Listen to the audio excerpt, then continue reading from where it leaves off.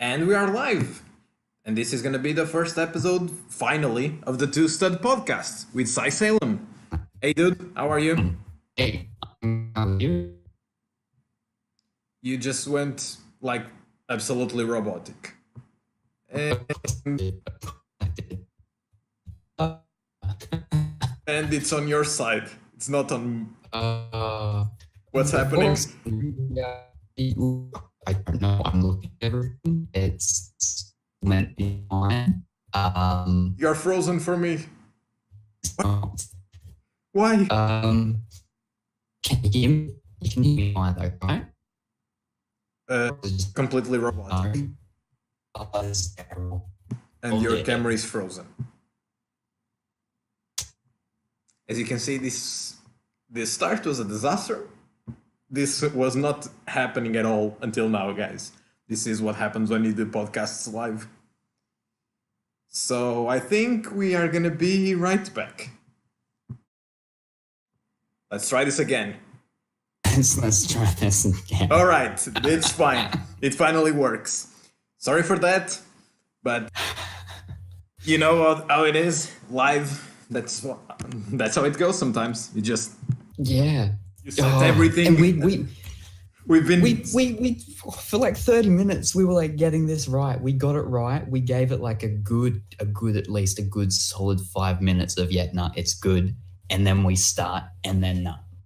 Yeah, everything was working fine while the count was happening, and then the moment I switched scenes, boom, you're gone.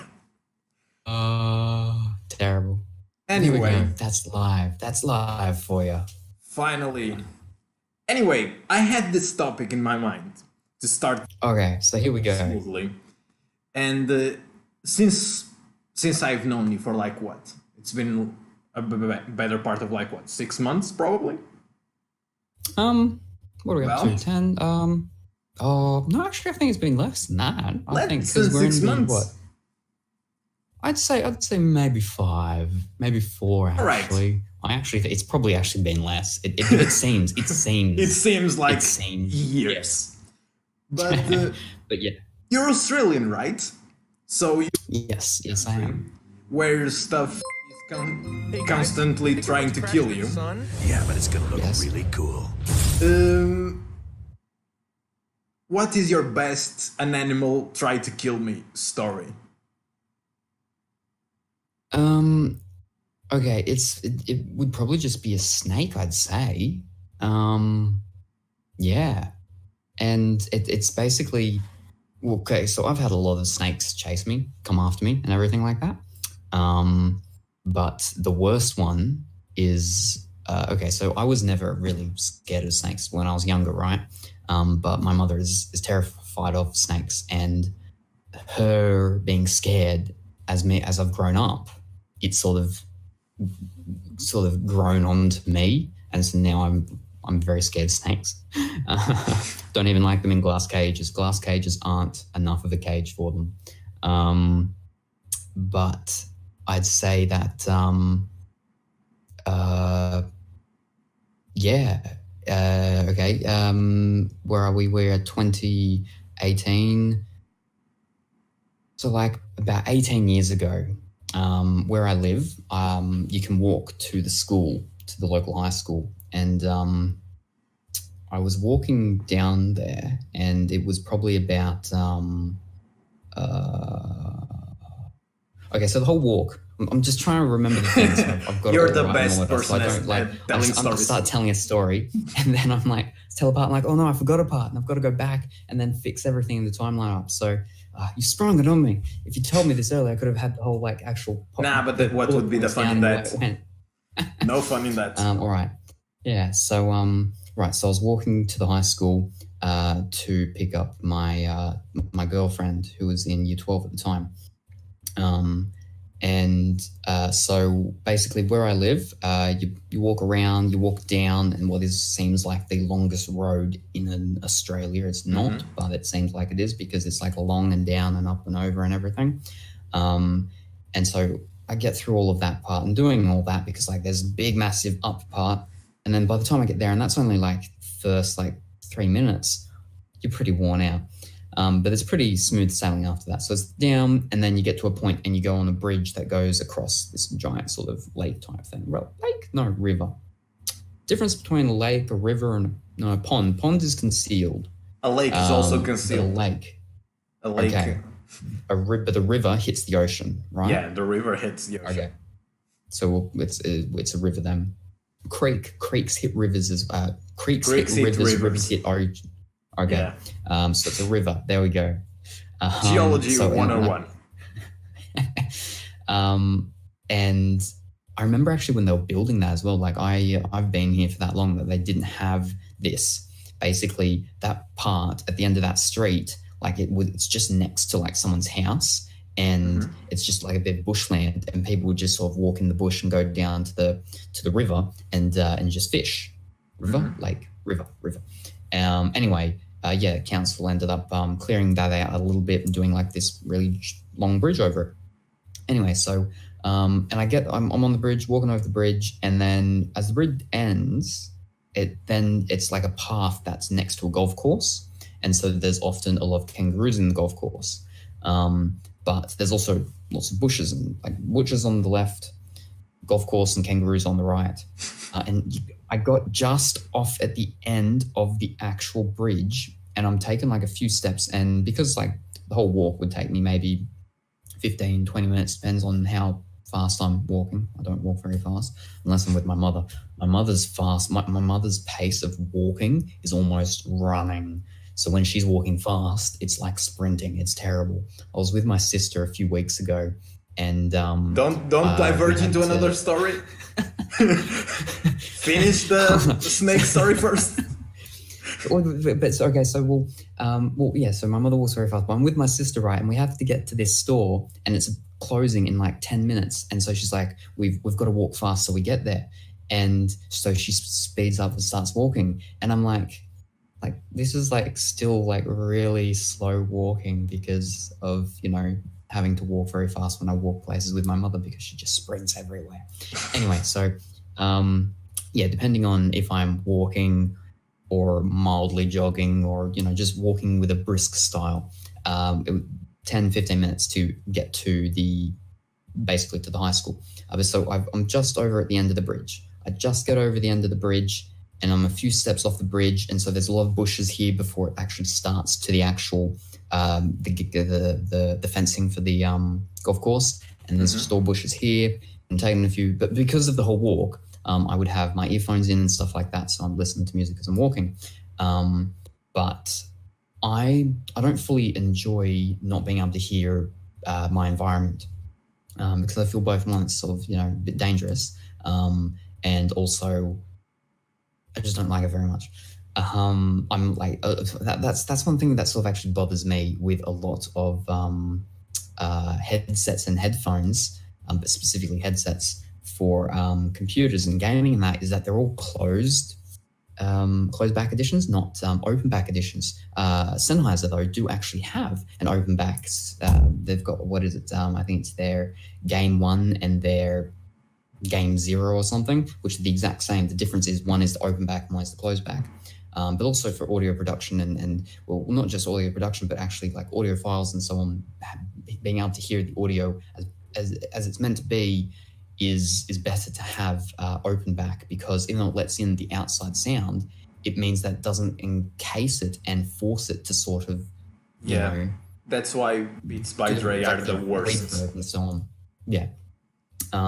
Anyway, so usually what I would do is I'd have one ear, like a little earphone in, and the other one I would have just sitting around my actual ear, or I'd have it sort of partially in. Problem is earphones, that's a whole other topic and discussion that bothers me. Like no earphones for many years would fit my ears properly.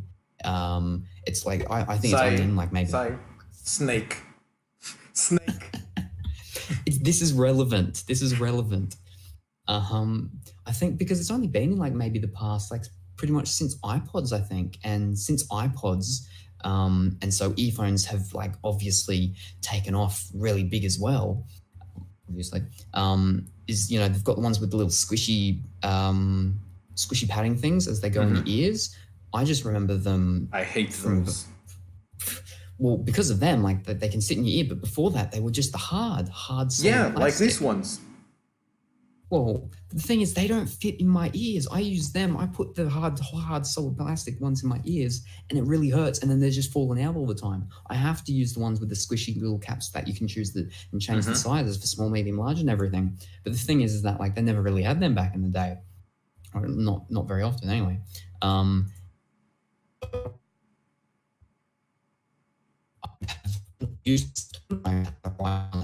You're dying again. Dying again. You are dying again. And you're gone.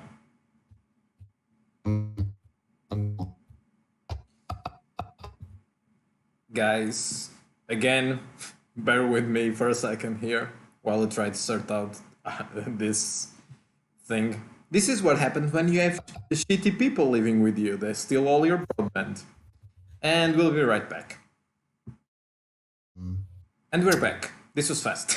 This time we knew how to fix. Yeah, we knew the way. All right. So, well, that's good. That's an improvement. We've keep going with the story. Right. Well, that's Your the thing. fascinating, fascinating story about headphones. The main point of the story, and it's just like no. Okay, and so. Right, so the left one's in, the right one's hanging over and whatnot, because that's like normally how it is when I'd be walking and I'd be able to hear cars and so on. Obviously, I'm not walking on a path with a car.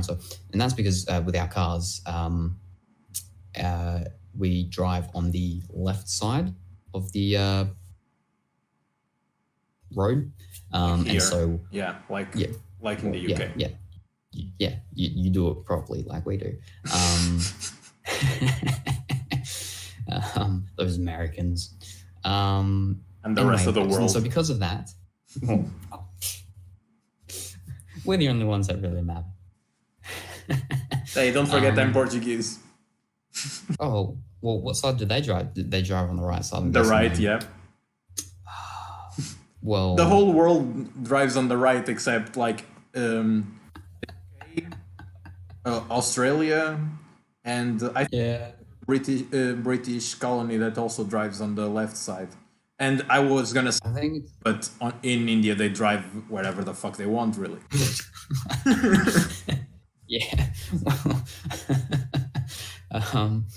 Yeah. Anyway, okay, so back to the snake. Right. So I've got the left one in because, cars and whatnot. Thing is that the left side is where all of the actual bush is. And so I've just gotten off the bridge and I'm walking. Yes. And I'm walking, and so I don't really hear any rustling or anything very much like that from the left side, but I'm just walking and going about my business. I get off the bridge, there's the bridge, and I walk maybe like, I'm about that much off the actual bridge, and I just see something just like the corner of my eye, something just sort of moves. Like obviously, it wasn't a very windy day, so just little things moving about wouldn't be too bad. But there was, I don't know, just something, and just enough movement that something caught my eye, and I just looked. And as I looked down, there's this massive snake just all coiled up and around, and just like, okay, so it's all coiled up. And then like its top part sort of like starting to come off its coil, the snake coil, onto the path thing. And I just sort of freeze and just instantly just sort of like half step back. So I've only got like one foot on the ground, the other foot's sort of just in the air. I'm just sort of frozen for a second, and I'm just like panic. And what snake just, was it? Slowly, the other foot down.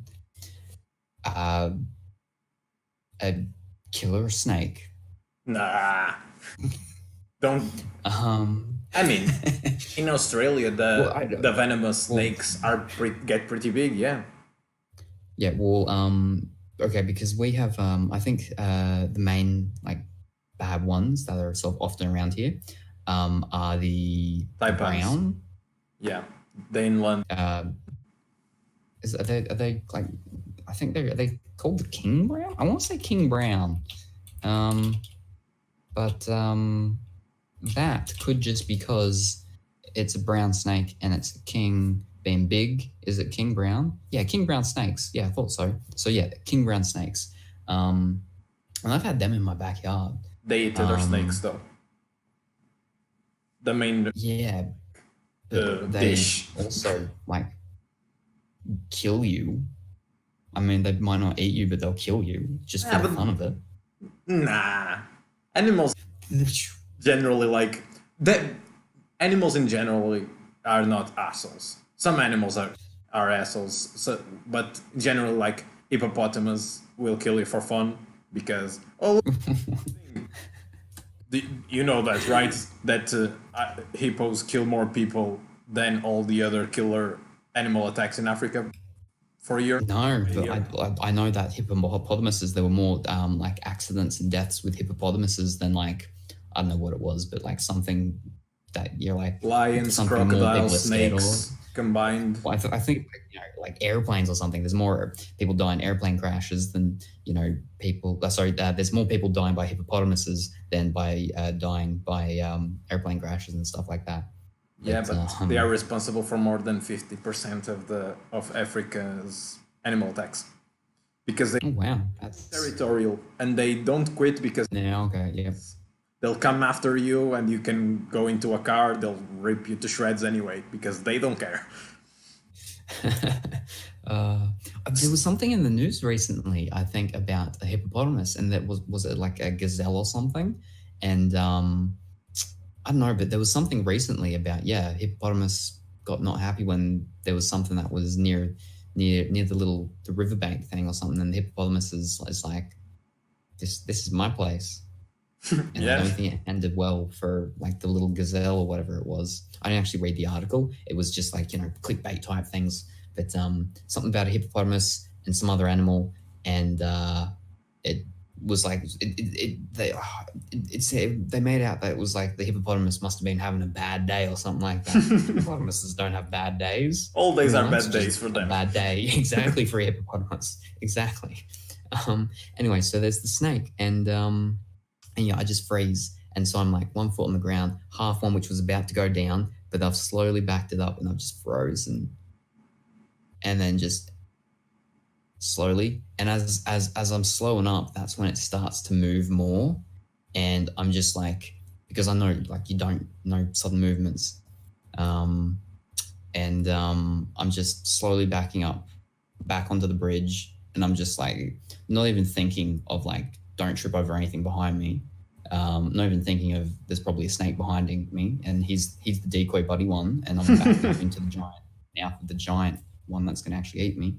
But I back up a couple of steps, and then as soon as like it was probably more than a couple of steps. It was probably like a dozen steps, and after a dozen steps backwards, then I turned around and I hightailed it out of there, and I just ran the rest of the way. I ran back up the hill, back down, ran all the way home, and I just get home and I'm just like, I'm just dead.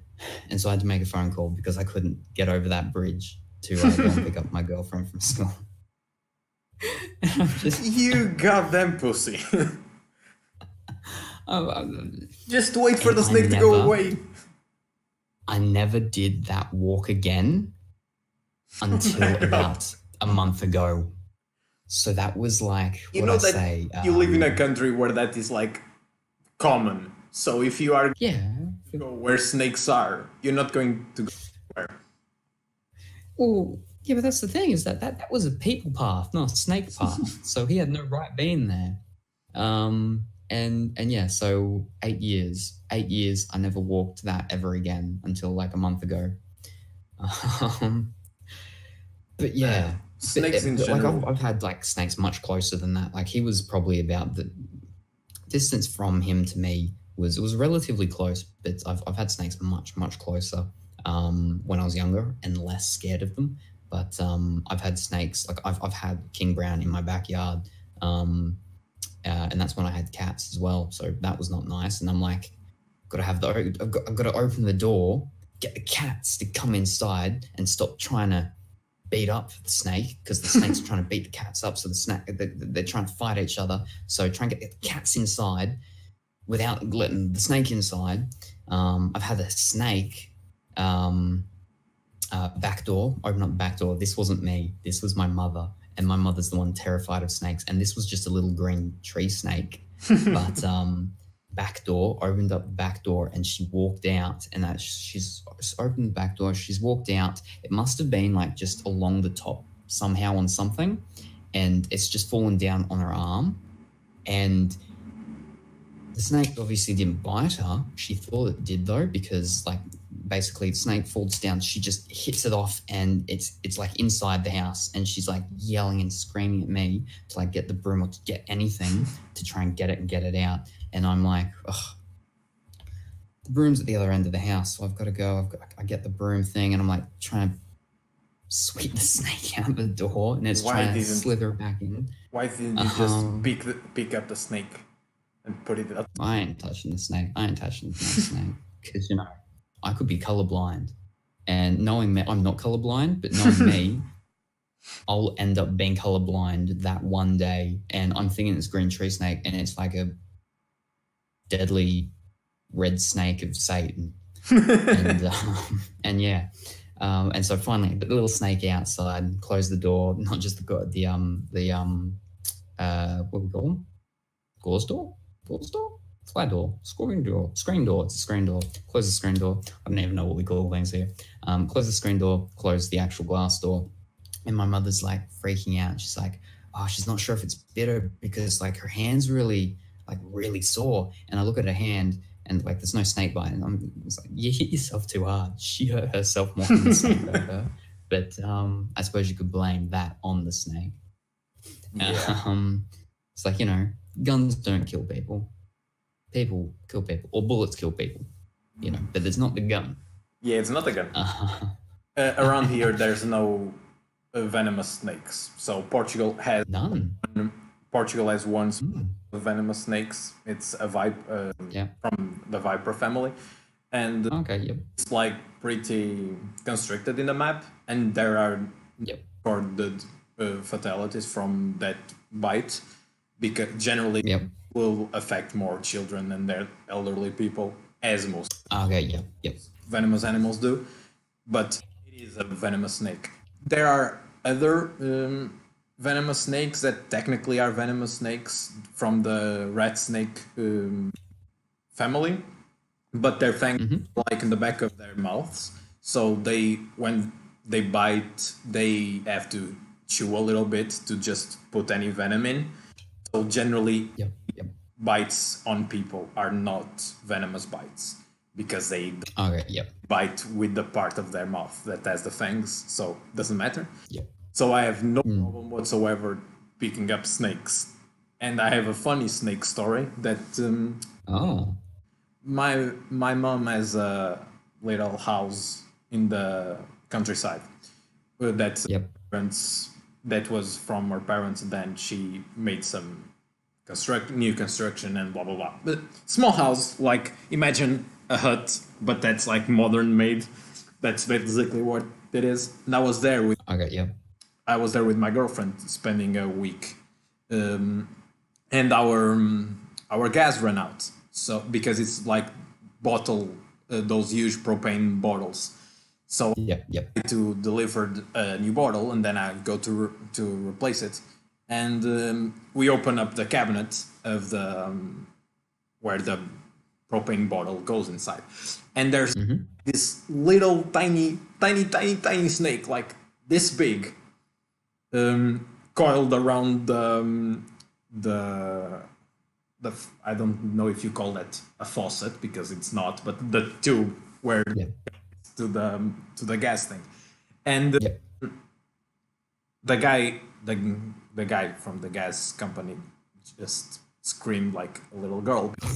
Caught him by surprise. I probably would, like, if you open up a door and you have, like, even if it's a tiny snake, you're not ready to see it, right? So the guy jumps and does a little squeal, and I take the snake, and of course I'm not killing it because I like snakes and all, and put it on the little field thing, and she slithers away like snakes do. But that snake never left the property. She got to the property for some reason, and now she's massive. She's been living under like some rocks that are there, and the little stables on that property to store like feed for animals. So imagine dry straw, stuff like that. So there's a lot of mice. So the snake just eats the mice. I figured that she just eats the mice. And she's huge. Now she's like that around. So it's a massive snake, all black, and I call her Rachel. And when it's warm enough during like the morning and stuff, you can see her like on top of the rocks, just and if you go too close to her, she slithers away and doesn't want anything to do with you. It's a huge rat snake basically, but knows that she lives there, and I don't let people fuck with her because it's like that I have because I saved her when she was a little tiny snake. It was year I started dating my girlfriend, so it's been what, 4 years? Yeah, and she this thing to a massive, like I would say she's about 4 feet in length. And that across, it's a big snake now. I'm so proud. Yes, proud. But we don't have animals that might kill us. But in general, snakes won't fuck with you, so you'd be fine. There are. If you live in Africa, you have one of the most aggressive snakes in Africa. Actually, the top 3 most aggressive snakes are from Africa. Yeah. You have the black mambas. Because there's ones that like they full up like chase you, like they see you and they're coming after you. Yeah. The black mambas are like that, and Gambis, vipers are like that. Actually, those vipers are so aggressive that once a guy got bit, the snake bit him through its own mouth. Like they have huge fangs. I think So the guy was holding it. I've heard things about that. Like you hold snakes, and the snake bit itself to get to him, and but that's rare. Animals will leave you alone. Stupid vipers. I don't know about that. Or hippos. The most venomous snakes are the water snakes, the mermaid snakes, and they never bit anyone in their lives. They are like just swimming across the ocean and anyone. Well, but say like any snake in the water could be one of those snakes. How do you know? Maybe he's just swam really far and he's in a different place, because I've come across snakes in the water before, and that's scary. That ain't nice. But you can tell because they are But are you gonna really like stand there in the water or swimming there in the water and be like, okay, are you a good snake? You're a bad snake.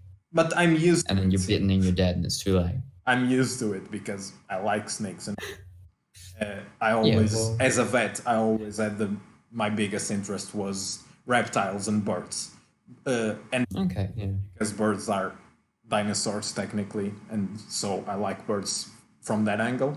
But I really like reptiles in general, so I can recognize some snakes like that. So I don't need to think about what snake it is. I look at it and I know what snake it is at this point.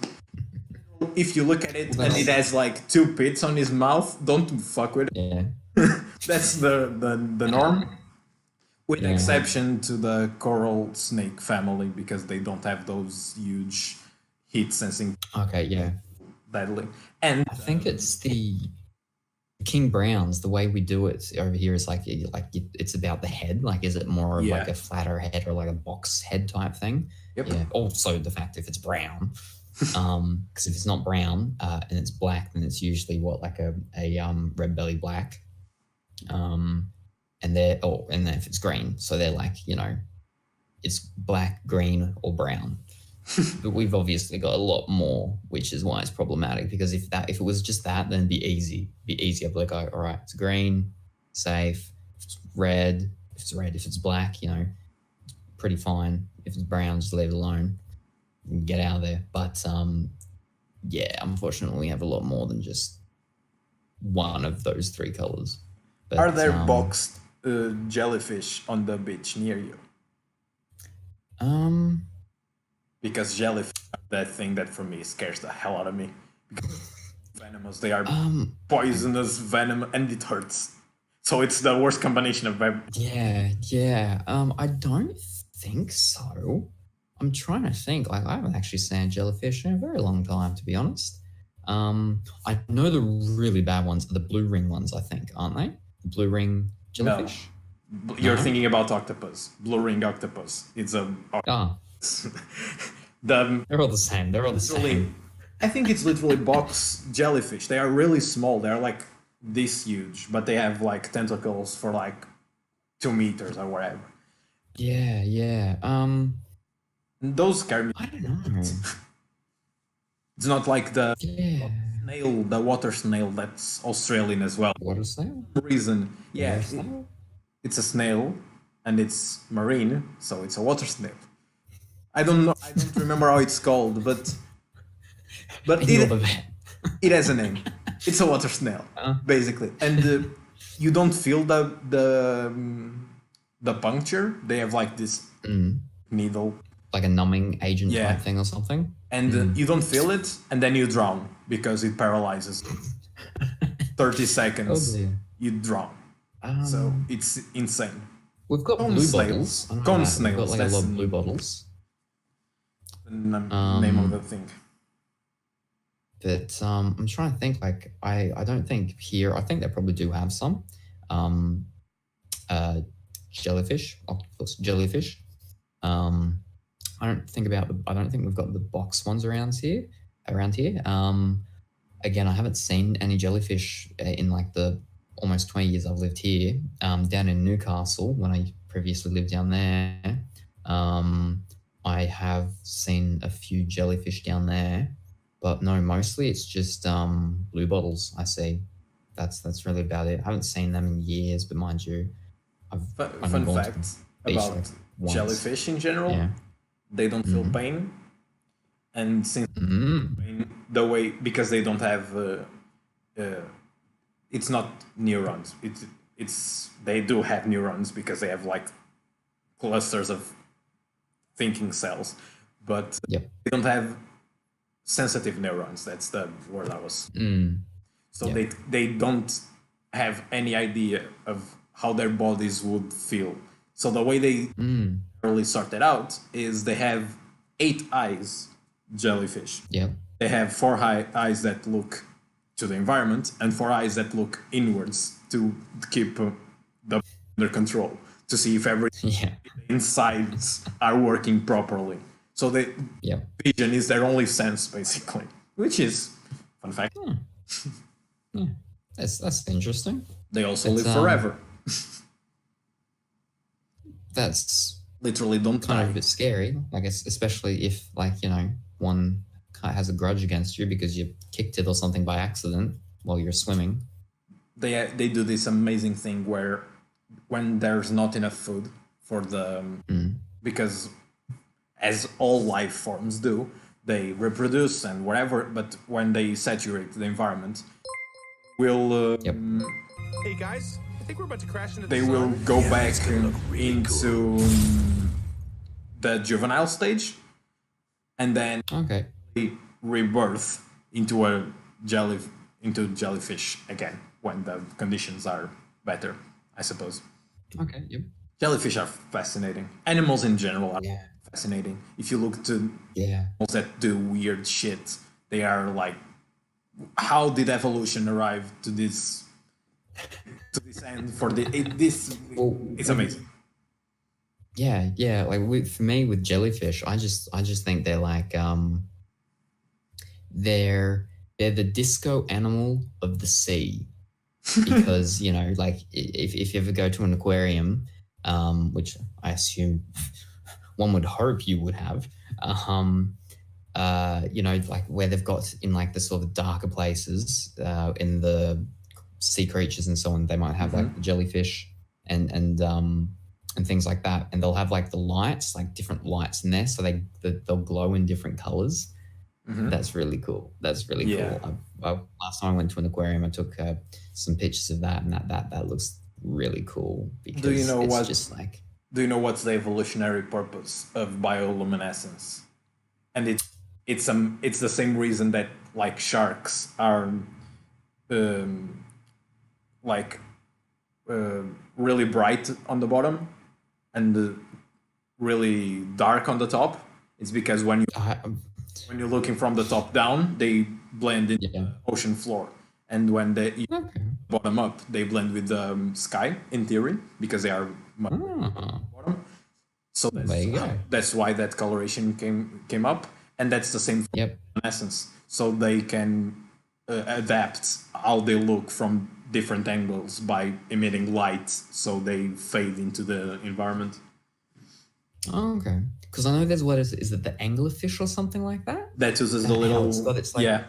little light in front of it and stuff to attract like the little tiny things, and so the little tiny thing comes up to the light, and then all of a sudden there's like the giant big rob that just eats it.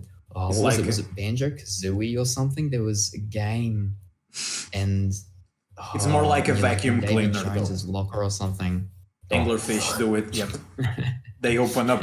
They literally open And- their mouths so fast that the water rushes in and brings a prey with it. It's an Yeah. animals are amazing. Yeah.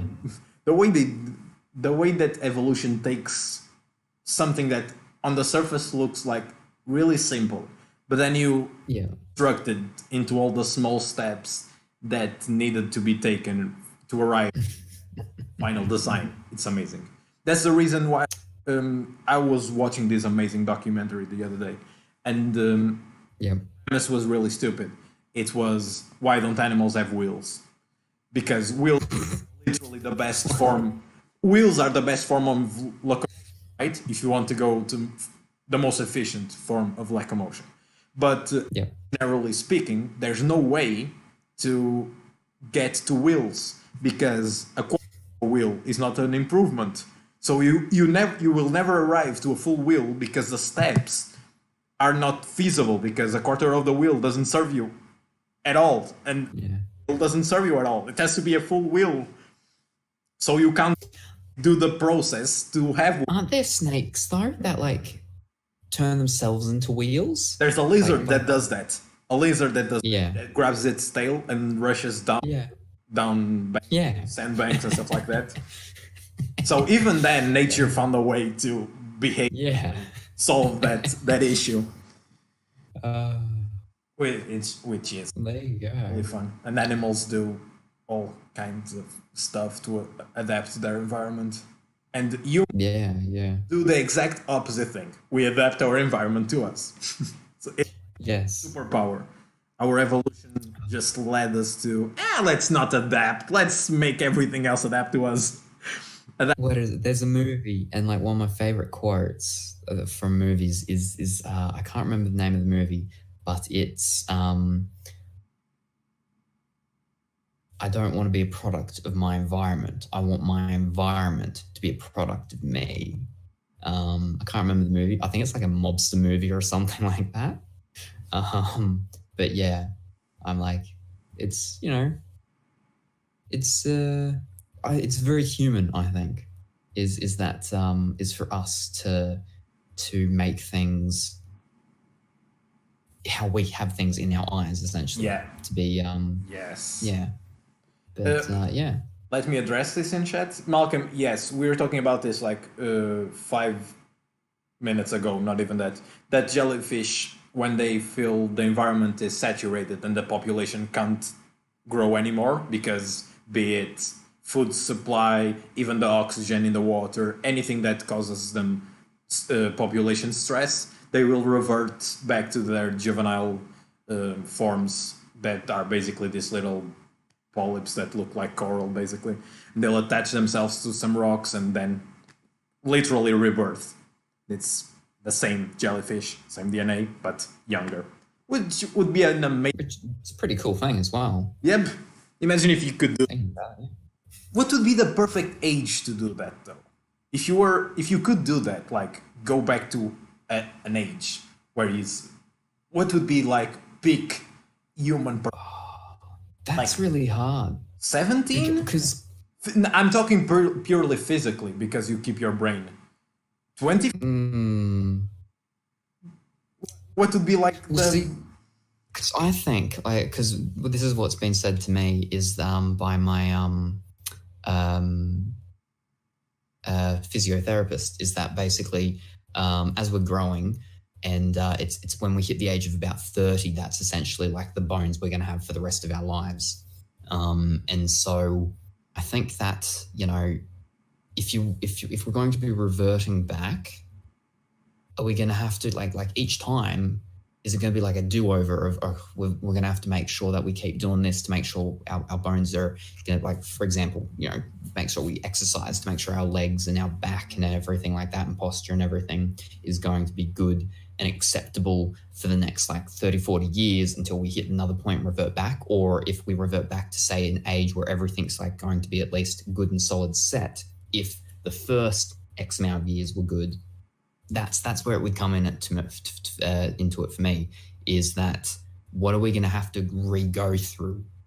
How many things are we going to have to do again and again and again? But I suppose that you want that little bit of like plasticity, where depending on what it is, yeah. Like, I mean, for example, you know, with like bones and so on and back posture and everything, is that if you do get to redo that over, then yeah, you know, that it could be good in a lot of senses, because if one of your, not so much lifetimes, but your session processes, you know, doesn't go well because you're in an accident, and so then like your back's really messed up for quite a while. Depends on how you do it. Yeah, depends on how you do it. Because if you messed up and can just revert, let's go back. But then that's the thing, is that you don't want it to be like you have to do that every single time, and like maybe you've done it 10 times and 8 of those times it's been all good and fine. Like, you're going to get really tired of having to, you know, oh, I've got to do this all again. And it's like getting up every day and doing all these exercises and you know, jogging for all these miles. I mean, I suppose you would have to get used to it if you live in like 10 lifetimes. But I don't know. It's one of those situations, I think, where, you know, you have your opinions on it, but you can never be fully dead set on something because you can't actually experience it. And experiencing it is like changes really the perspective. The only way to know. Yeah. It's and basically as Malcolm said about The Departed, I believe it was The Departed. That sounds right for that quote I was saying. What you are saying right now is basically socially the uncertainty principle, Heisenberg's uncertainty principle. It's like, I'm gonna call it the social uncertainty principle from now on. That it's really hard you can have an opinion on social things, even putting yourself on other people's shoes, but you'll never be able to exactly know what you do because you can't feel it exactly. Because you're not exactly in there. Yes. Yeah. What was it? There was a let me think. The actor. He used to be in the TV show, and it finished. He was a spy, but he wasn't a spy to begin with. He's a spy because like all this stuff got downloaded into his brain or something. Chuck, I think. Oh, Chuck, I think Chuck. The TV show, yeah. Yeah, the actor. I can't remember his name. I think it's like Zach something, maybe? I don't know. Anyway, I think earlier this year, there was like some massive like big argument type thing with him on Twitter. And like he's generally pretty active with people and stuff on Twitter. But basically what it was is that there was some sort of issue, and it was a women's issue, or you know, an issue to do with women, or an issue that affects women. And he said something about it, and like not something bad or anything, but someone came in and ended up actually saying, you know, you don't have like a right or anything to say something on it, which that Zachary Levi. Yes, that's it. Thank you, Beetle. And it was, I can't remember it. It's terrible when I'm trying to tell something and I can't remember all the specifics because then I'm just even more vague than normal. Yeah, but basically, but someone said something like, he has no right in saying anything about it because like it's got nothing to do with him. And he's like, well, he acknowledges that like it doesn't affect himself, but he believes that people can still and I agree with him. Definitely, male should definitely be in the conversation. But then it became more specific in the fact that he being a male, could not be a moderator or sort of lead a discussion about it. He could be a part of a discussion, but because he himself cannot know what it's like not being a female, because I think it was something to do with I honestly can't remember if it was like something to do with, I don't think it was childbirth, but that's just the one thing that I go to in my mind is childbirth because, males can't birth.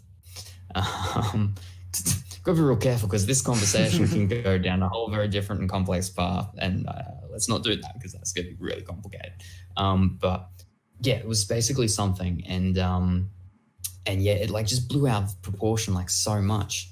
And it was all about the fact that him not being able to experience it himself. He wasn't, a lot of people were like, like a lot of people obviously supported him and were like, no, that's fine and it's good, and because there's the whole sort of, male ally type thing and everything like that. And I believe for a lot of issues and so on is that, we are all humans. Or at least I am completely I'm completely liberal socially. Like my idea of how a perfect society works is there's no victim, there's no crime. So if you are not hurting anyone, do whatever the hell you want. Yeah. I don't care. It's your personal life. I literally don't care. My only problem you start when your freedom infringes on other people's freedoms, then we have a So for instance, and let's just jump off this cliff already and go into it.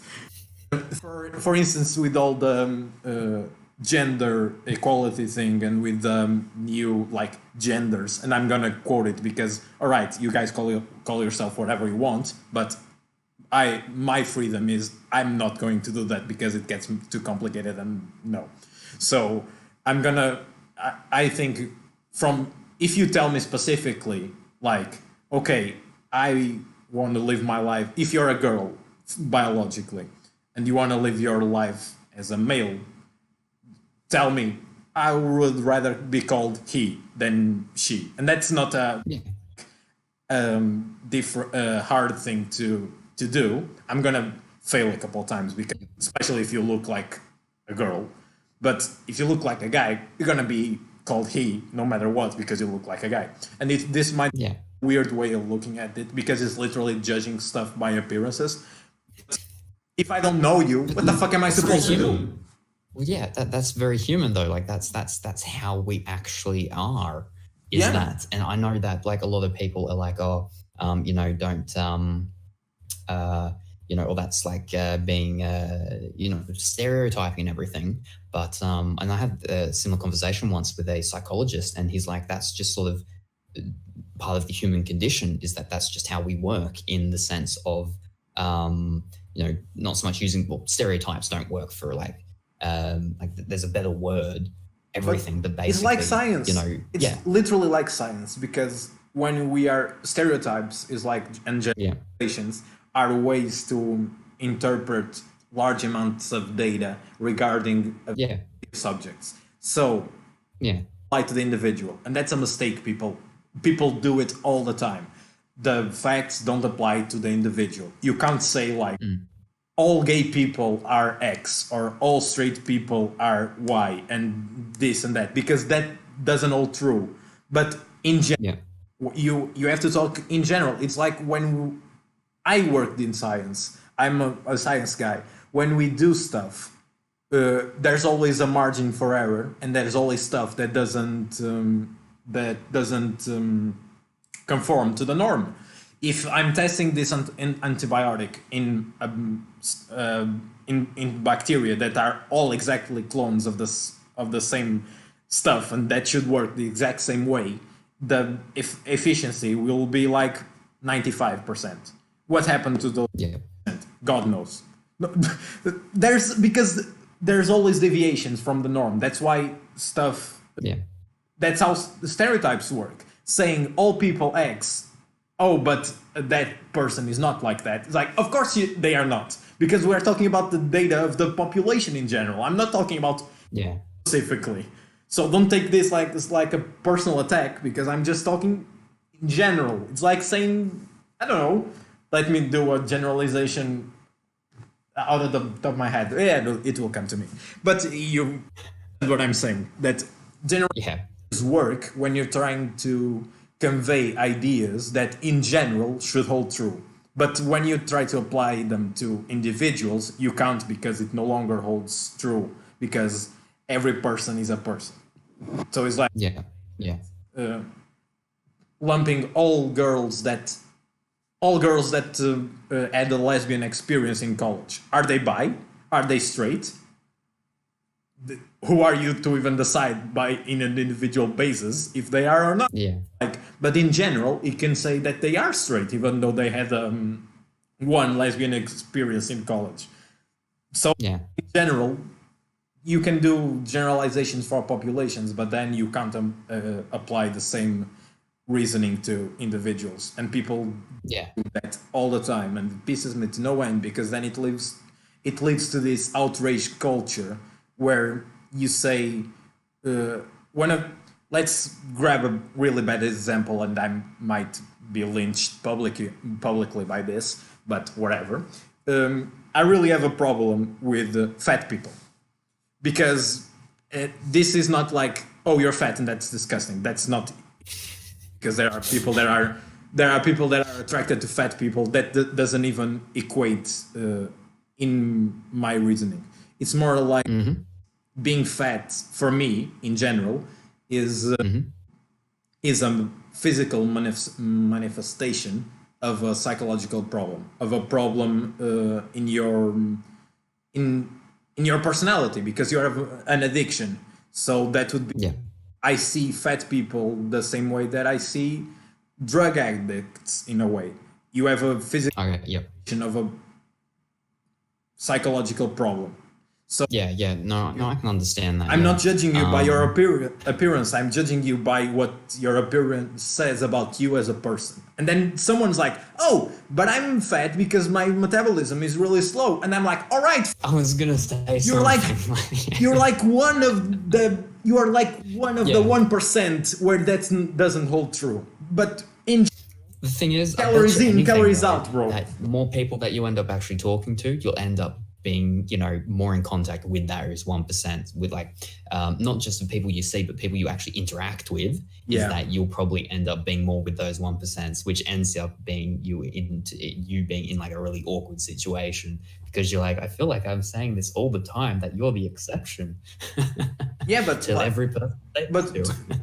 But you have to, if you look at obesity rates, for instance, are going up. That trend of them going up is not like, I hate when the right, and I'm gonna call it the right because whatever, people understand what I'm trying to say. That it's like fat acceptance that makes that creates that trend, and that's also a retarded point of view. It's a fact that bad, cheap, calorie-dense food is very easy to come by, and high quality fat and protein is way more expensive. So if you health when related to economical growth, you see that there's like an overlap. And then also, especially in the US, and I don't know why, since the most research done in general is in the US. There's stuff that doesn't hold true when you try to apply to other population, even other countries. For instance, Mediterranean countries don't have the same obesity rate as the US does, but the US has so much more data relating to their problem that you have to take a lot of the information with a grain of salt, because it might not hold true. But yeah, it's like lack of exercise and literally having more calories than you need. If you want to lose weight, eat less than you consume. If you put less gas in the tank and burn more, you will not get fat. It's like, it's impossible. Even diabetic people that have an honest problem, because diabetes can lead to obesity, but obesity can lead to diabetes, which then becomes a whole medical problem. Yeah. What came first, the chicken or the egg? But even people with a problem, if you use the calorie intake, you are not. Hey guys, I think we're about to. How is your body gonna get that energy to create that fat? It's literally, it's not thermodynamically possible to gain weight eating less than you burn. It's not possible. Like, it can't come from. But yeah, this is for this specifically, I do think it is quite complex in the fact that, like, I personally know a lot of people that are obese or borderline obese, and my personal views on people and such, I'm fine. Like, I don't really, the people can look however they want, both in the way in which they dress and so on, as well as the way that they are physically, because, like, there are a lot of things that you can't actually change, or that are much harder to change, we'll say. But yeah, the only thing that I really have an issue sort of with is obesity, because it's a health risk. But I'm not always quick to jump to, because I know a lot of people that are obese, and it's not purely based. So it's not because they just, have no self-control. There's always some sort of medical factor behind it. And this is just me and the people that I've been around. Many times that medical factor is also psychological, and that's and it's completely valid. No, I'm talking abuse as a child, stuff along those lines that end up leading to emotional eating, where it's literally like drugs. So I think that we could approach the obesity epidemic the same way that we approach drug problems. Portugal has had one of the highest rates of drug addicts in 1970, if I'm not mistaken. And then they tried this amazing thing that let's make all drugs decriminalized. So in Portugal, no illegal drugs to consume. If you're there, you're not going to get jail. You're not going to get a criminal record.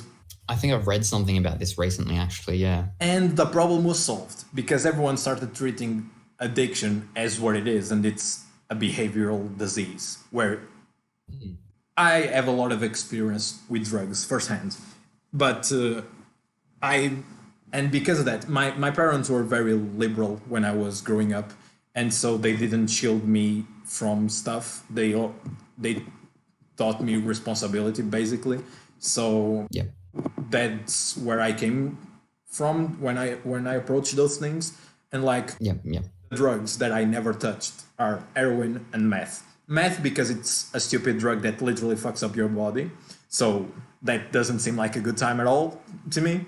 And heroin, because every single person that tried heroin that I know has this, at the same, both amazing and terrifying experience. That is, it's literally happiness in a bottle. So it's that's gonna make you happy. And then after you try it the first time, how can you say no?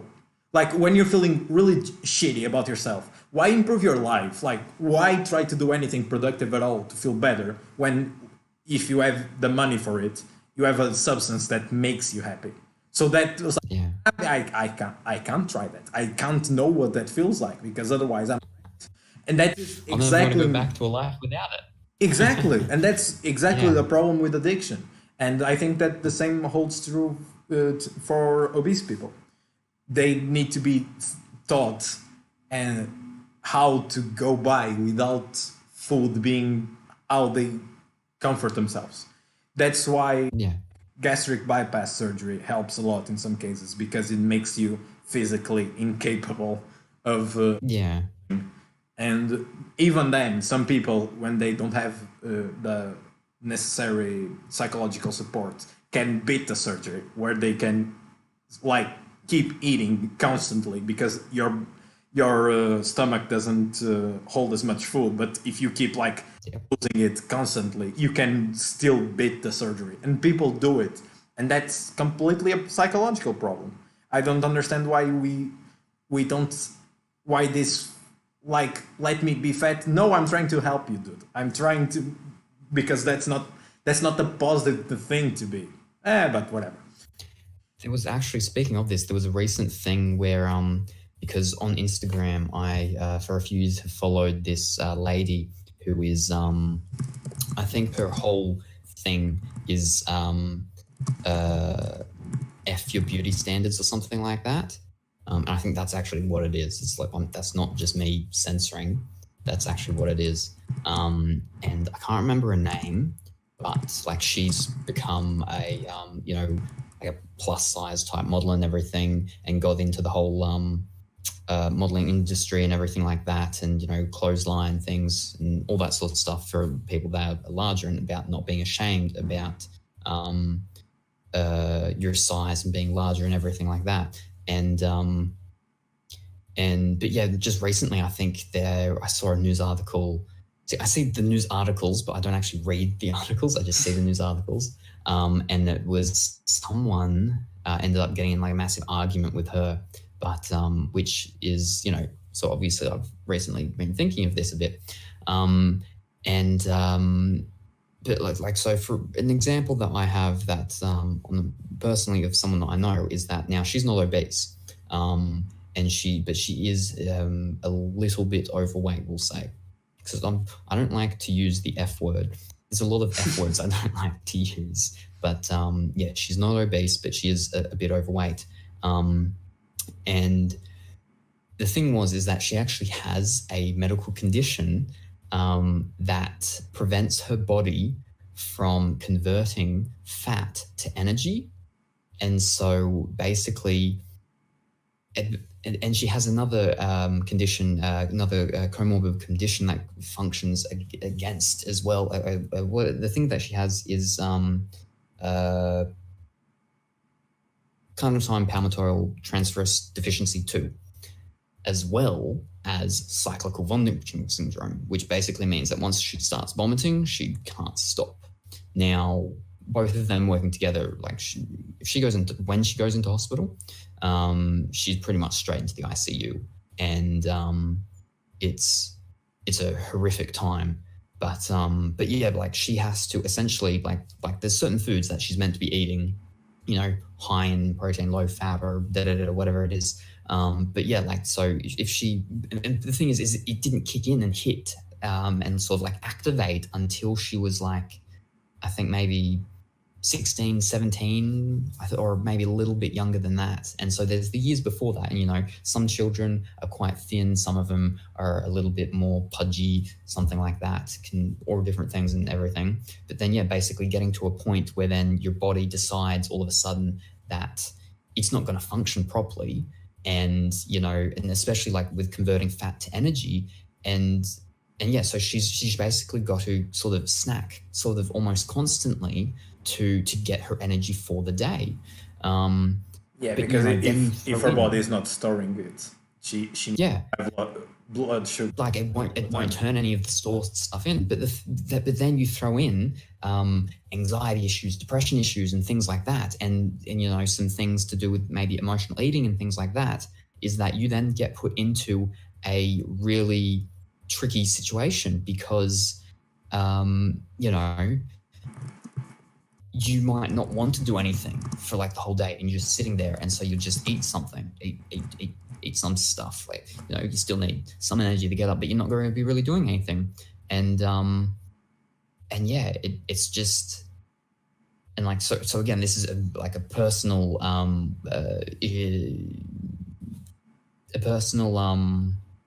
experience that I've had in this with someone who is slightly overweight.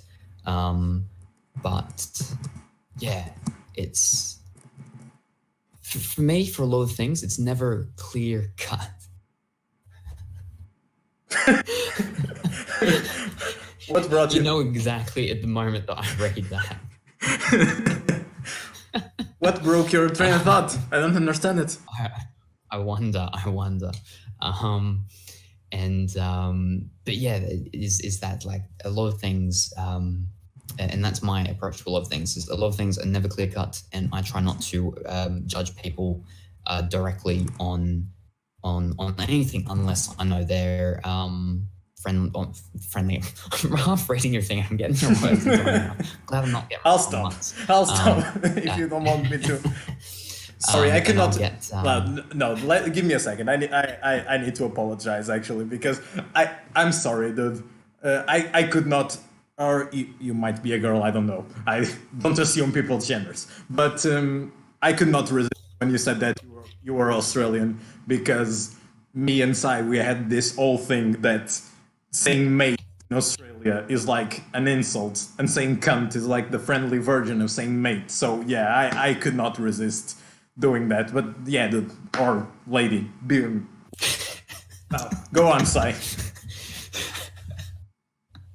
Go on. The thing is that, you know, I don't use either of those words really. I'm a fan of using the word man. Usually when I'm talking to a friend, I'll say man, or you know, I do use bro sometimes, things like that. But haven't had the issue of, because you know, I speak differently when I'm speaking to females, which I speak probably more. Not in person, I probably speak to females more, but online, not so much. But in person, I don't say man. That's the thing, is that online when I'm talking to someone, I'll say man when I'm talking to a male most of the time, like, you know, come on, man, you know, it's all good, man, and so on. But in person, I don't. For a female. What? I just use their name. Oh, come on. Here I was thinking you were going to say something out of this world fantastic, and I don't use their names. Yeah, I just use their name. I mean, you know. My girlfriend. I don't know my friend or anything like that, so.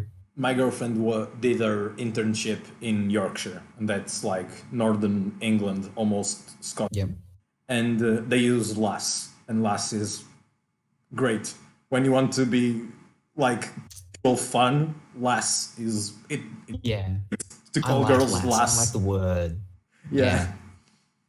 The thing is that for me, like, I like lass. Lass is great, but I couldn't really use it because I would always think of Lassie, and then Lassie's the name of a dog, and then I'm like, I don't want to offend them, because if they think that, and that's the way a lot of things are with me, is that I'll make a lot of connections that other people may not, and then I'm like, I can't do that, because if they make that connection, that's going to go terrible.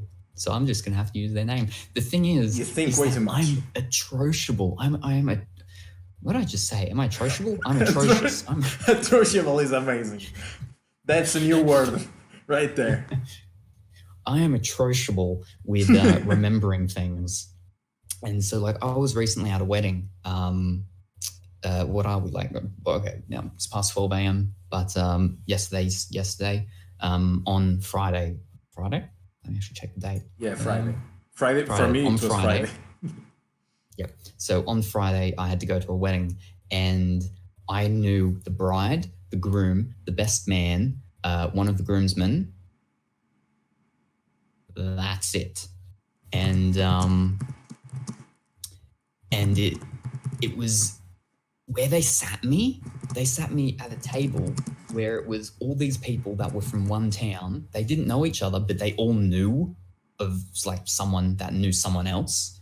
And I was between two husbands, and they didn't really say too much either, but like with the people on the table. But, you know, they spoke to me a little bit, but I'm just sort of sitting there, and I couldn't remember the guy to my right of me's name, the guy to my left of me's name. I could remember the name of his baby because so to my left, there was a husband, then there was a wife, and then the wife had one of their babies on her lap. And I remember her name, which was Emma. Can't remember the wife's name, can't remember his name.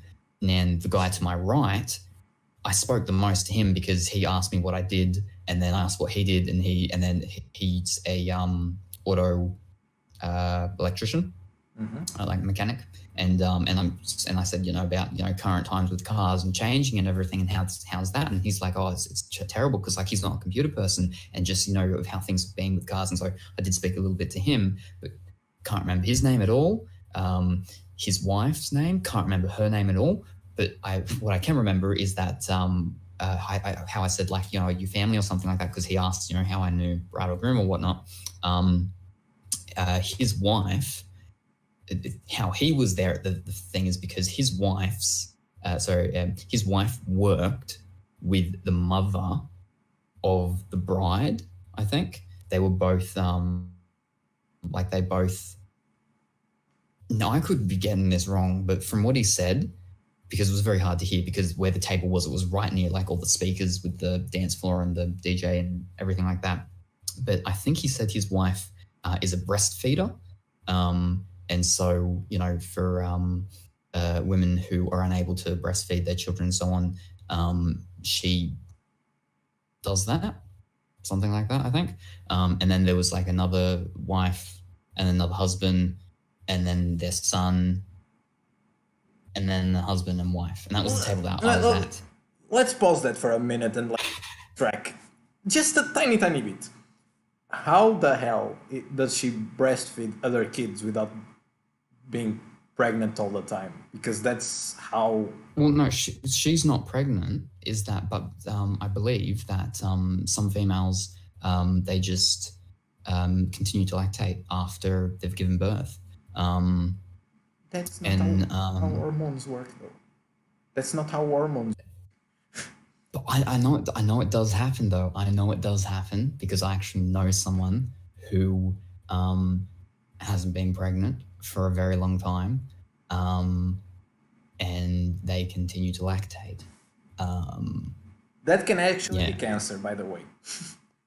Yeah, but like I'm sure there's like an actual name for it, but if they keep stimulating that can happen. You can create a feedback loop. Yeah, it's possible. It's just weird, but okay. If she does that if she doesn't stop, then it's possible. Yeah.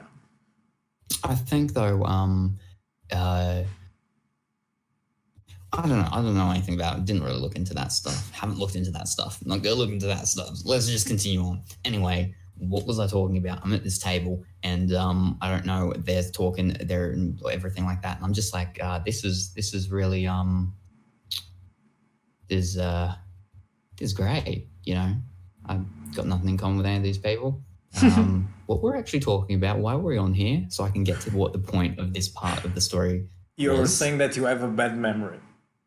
That's how this story started. Right. I have no clue where you're going with it, but I just let you go with it. Yeah, so I couldn't remember anyone's name. And that was just really awkward. That was really awkward, except for the baby. The baby of the couple that was to my left, I can remember the name of their baby. Can't remember the name of their other child that they So you had more in common with the baby, maybe? Maybe. Baby probably remembers as much as I do. But yeah, my memory is not. And this is terrible because we had a point of why we were talking about memory as well. And that's why I said I had a bad memory. There was a point to this, and it was the not remembering names. Did you say something about not being able to remember names of something? Did I? Oh, this is terrible. I don't remember. We are talking talking, calling people lass, and you said, and then you started a story that, as per usual, you didn't know where it's led. There was a thought somewhere eventually, but talking yeah, no, about I do really like that lass. talking about their wedding, you had something about that wedding. Yes, to talk actually, about. and I was going to be like, well, we can Segue. segue into that now. So at the wedding, right, and I'll just continue it from there where I was. So I'm at that table, I'm sitting there, I've got nothing in common with any of these people, and then a lady in a blue dress. No, remember her name? No, lady in a blue dress comes over, tells me her name, and says, "I'm the mother of the bride. Did you want to move over to this table over there? There's a spare seat over there. And like she said, at the young people's table, you might have some more in common with them." and I'm thinking like, okay, well, the guy that's actually sitting directly in front of me, which is the son of the couple to his right, or to his left, sorry, but to the right, he was actually younger than me, but he's like, because I'm not very tall, he was much taller. But and I'm like, no, it's okay, because they'd already served the entrees, and the thing is that they had these little manual things on the tables, okay, and I looked at them all, and like there's two things for each meal thing, and each of the two for the segments were gluten-free, but none of them were vegan. And I'd been told that they said that, you know, they'll make sure that there's food for me, vegan and gluten-free stuff, because I'm celiac and vegan. Anyway, there was nothing there, and I'm sort of like starting to panic a little bit, but like they'd said that like it'd be sorted out. So anyway, so they come and they're putting the foods down in front of people, and they're just alternating what they're giving people, and then they put something down in front of me. And what do they put down in front of me? It's like a plate of meat. And then the person just walks off.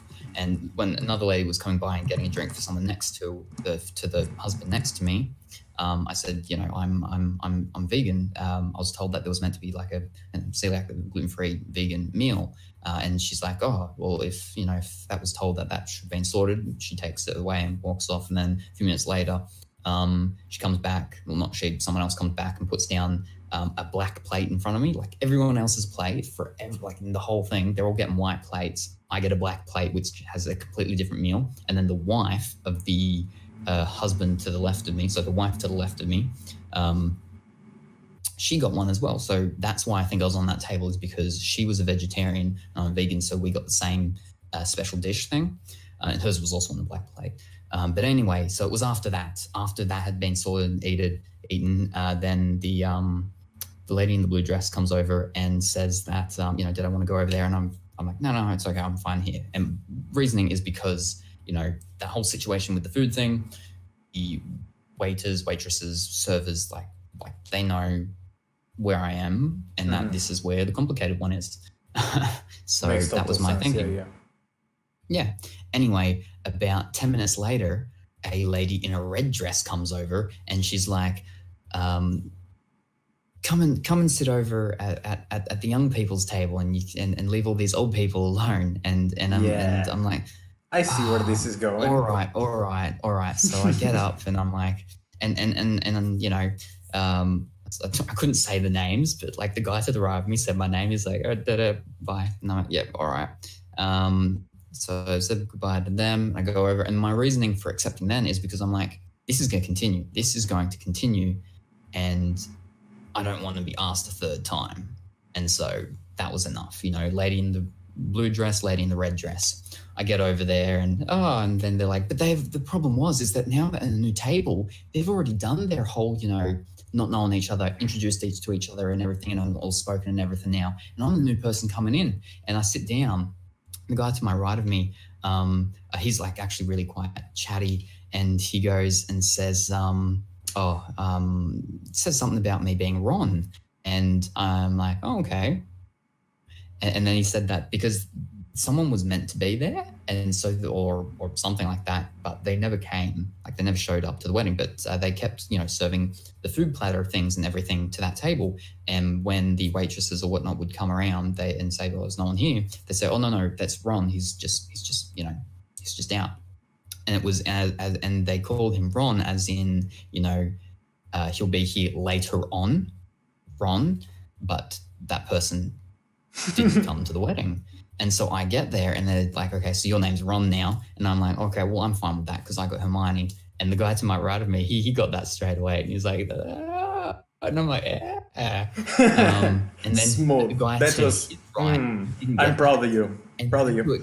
I know, I was so on key with that, but the guy to his right didn't. And so he's like telling the whole thing, and he's like, "Well, he sat down," and I said that's Ron's seat, so he's now Ron. And then when I said that he was Ron, he said, "Well, he's okay with that because he got Hermione." And then he said, because Ron, as in, you know, from Harry Potter, and how he had gets to explain Hermione. the joke. And I'm sitting there and I'm like, if you have to explain it, it's just it's no longer fun. Yeah, no longer funny. What's this? What is this? But anyway, I found out that the lady in the red dress that asked me the second time after the lady in the blue dress, the lady next to the lady in the red dress was a lady in a white dress, and she's actually the one that told the lady in the red dress to come and ask me to come over there, because she had said a bit later on when we were talking, she said that she saw me sitting over there looking all sad and lonely, not talking. So she told the lady next to her to come over and get me. You're like a foster dog. All these different coloured people. But again, all these people and their names? No. That's why it's lady in a red dress, lady in a blue dress, lady in a white dress. The partners. I thought that the lady in the red dress was like keen on, like, it's a wedding, there's an atmosphere going on, people get lonely at weddings, so I thought that. Well, no, she had a partner. She looked at you and she said, and she looked at you and saw a foster dog and said, "Oh, poor thing, let's bring him in and give him." That was. Let's give him shelter. Was the one in the white dress.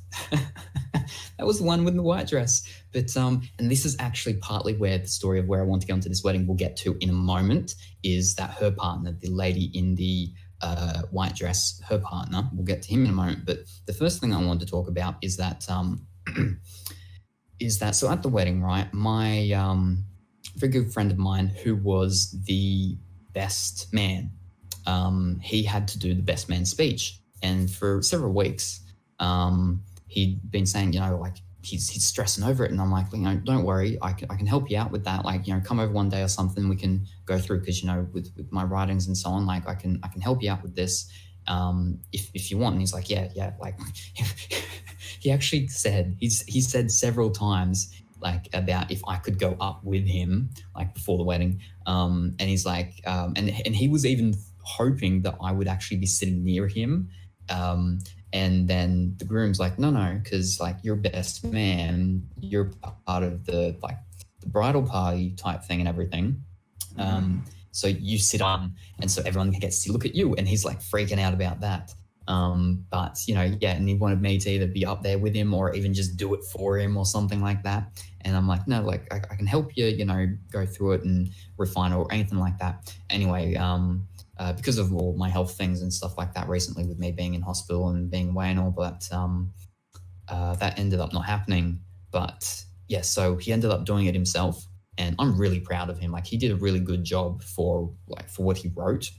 The thing is that now he's legally blind. Now he can see, but he's losing his eyesight very rapidly, and he's not helping it by the fact that he smokes. But let's not talk about that. That's a whole other issue.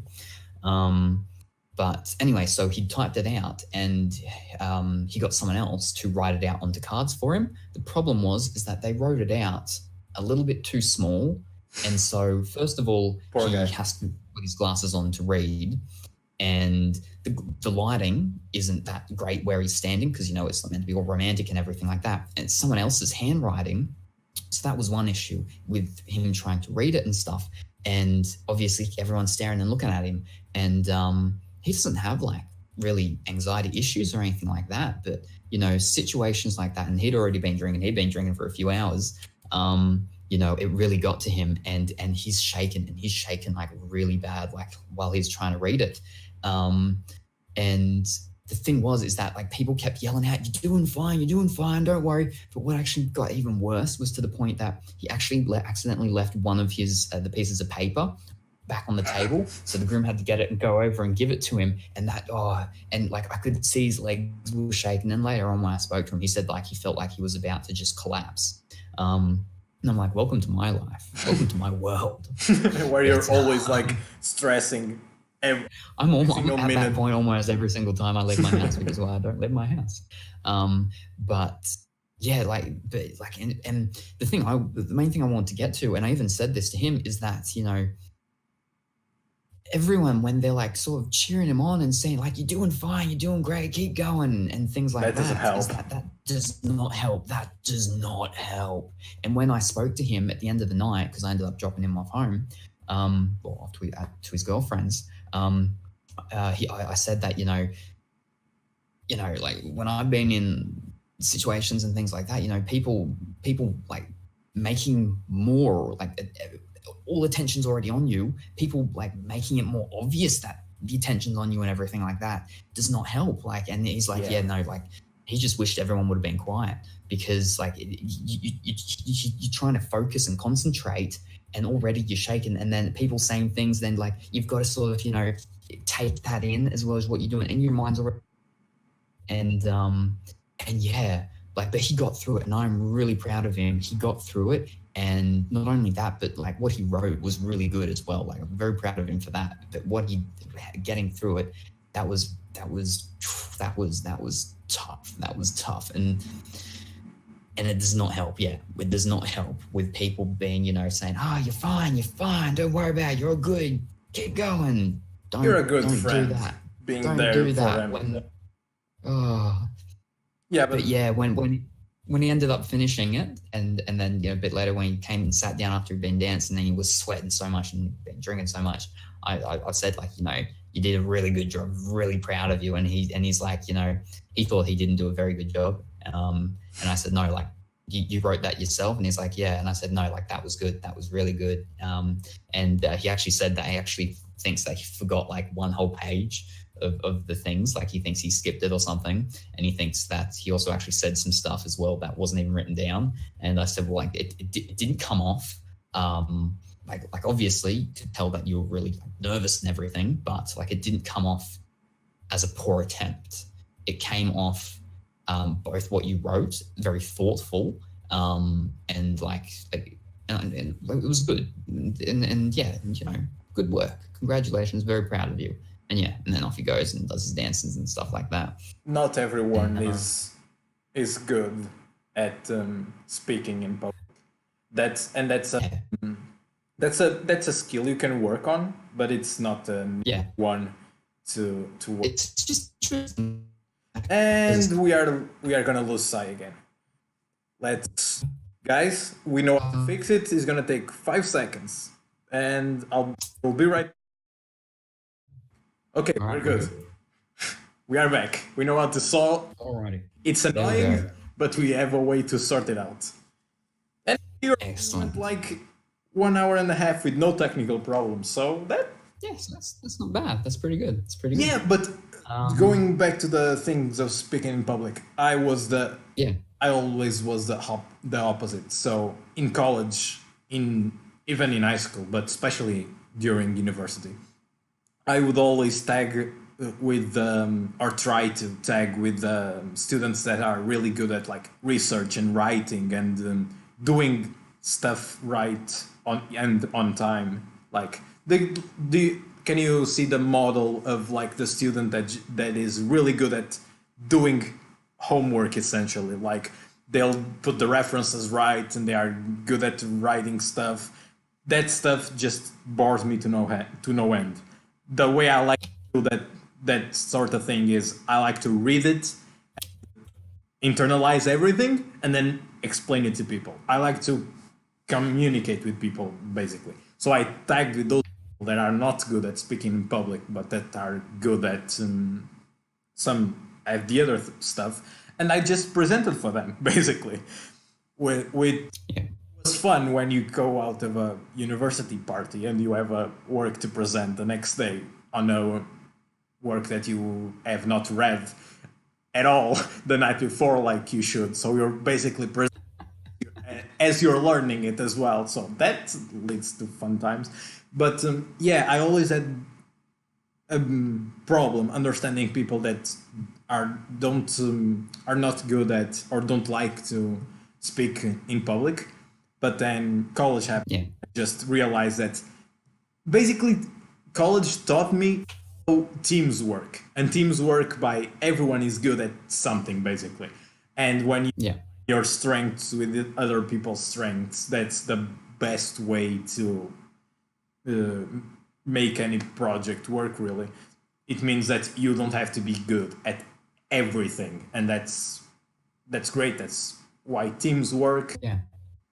So yeah, good for you to be there for your friend, helping him just be able to. Oh, well, I didn't really get to help him. That was the thing, is I was meant to help him, and I ended up not being there to help him. But You were there. But- I bet that but yeah. helps because people well, I suppose with I suppose. anxiety, Yeah. just having That's the knowing thing, that you though, have a is that, trust like, fall. he doesn't really have anxiety. Like I've never seen him like that ever before.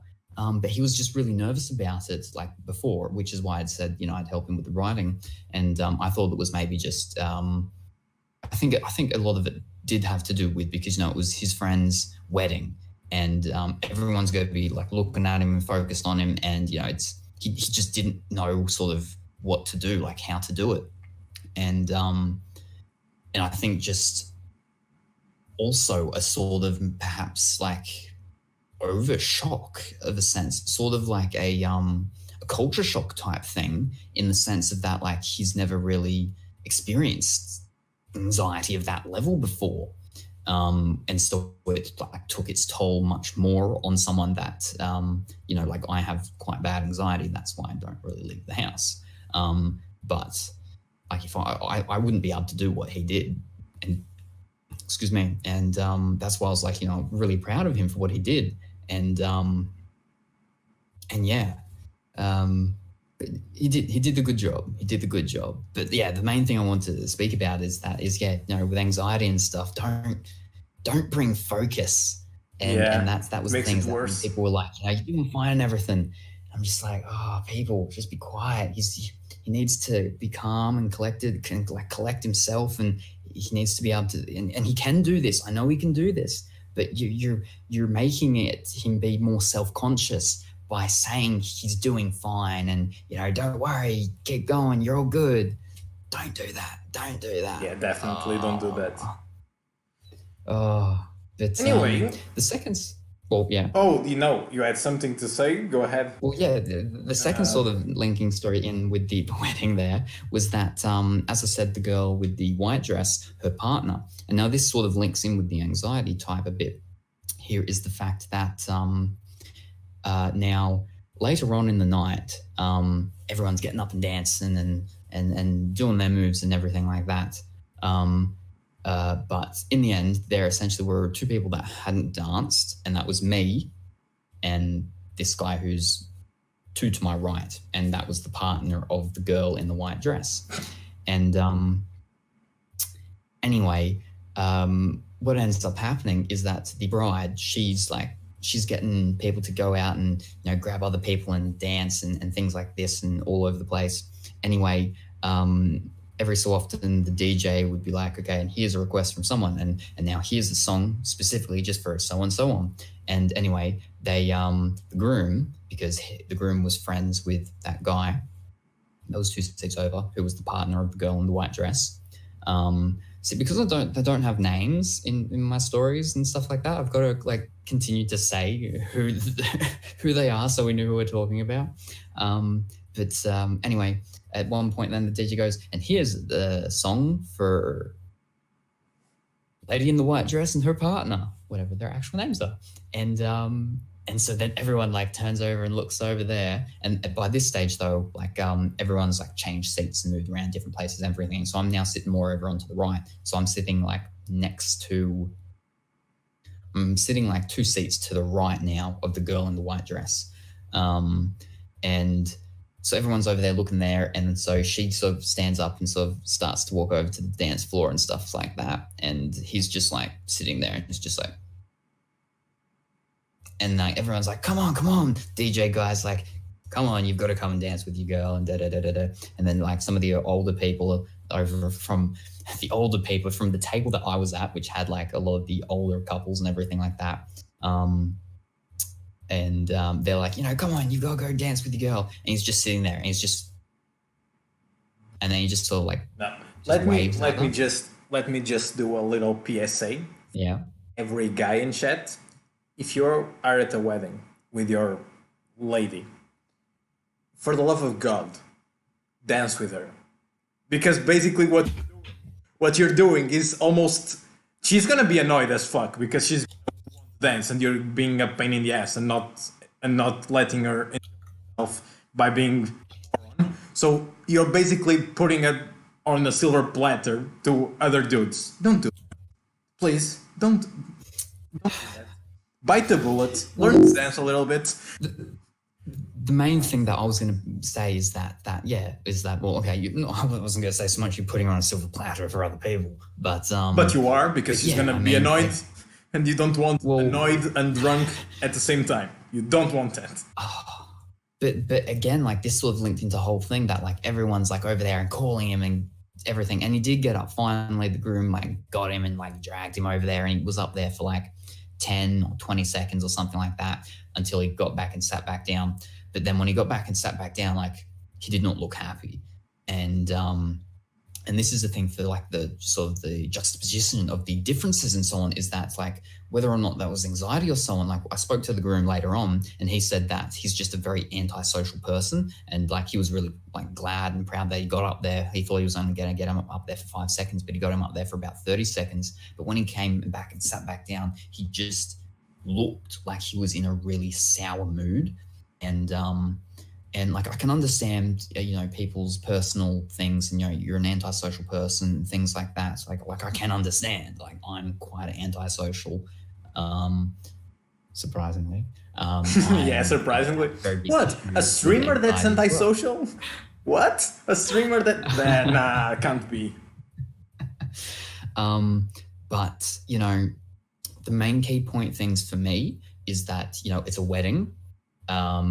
There's your partner out on the dance floor for you to dance with. She wants you to dance with her.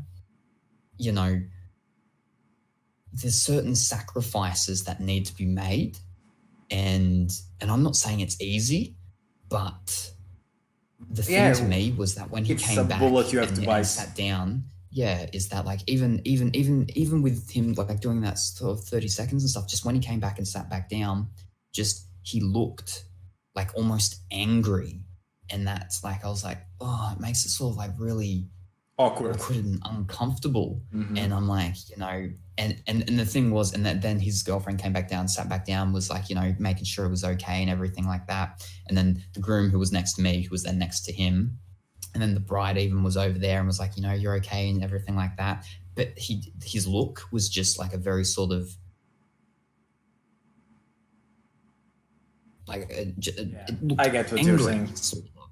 Yeah, and I'm like, again, like not trying to judge people and everything like that, and it's fine with having issues and or just not liking things, but at a wedding,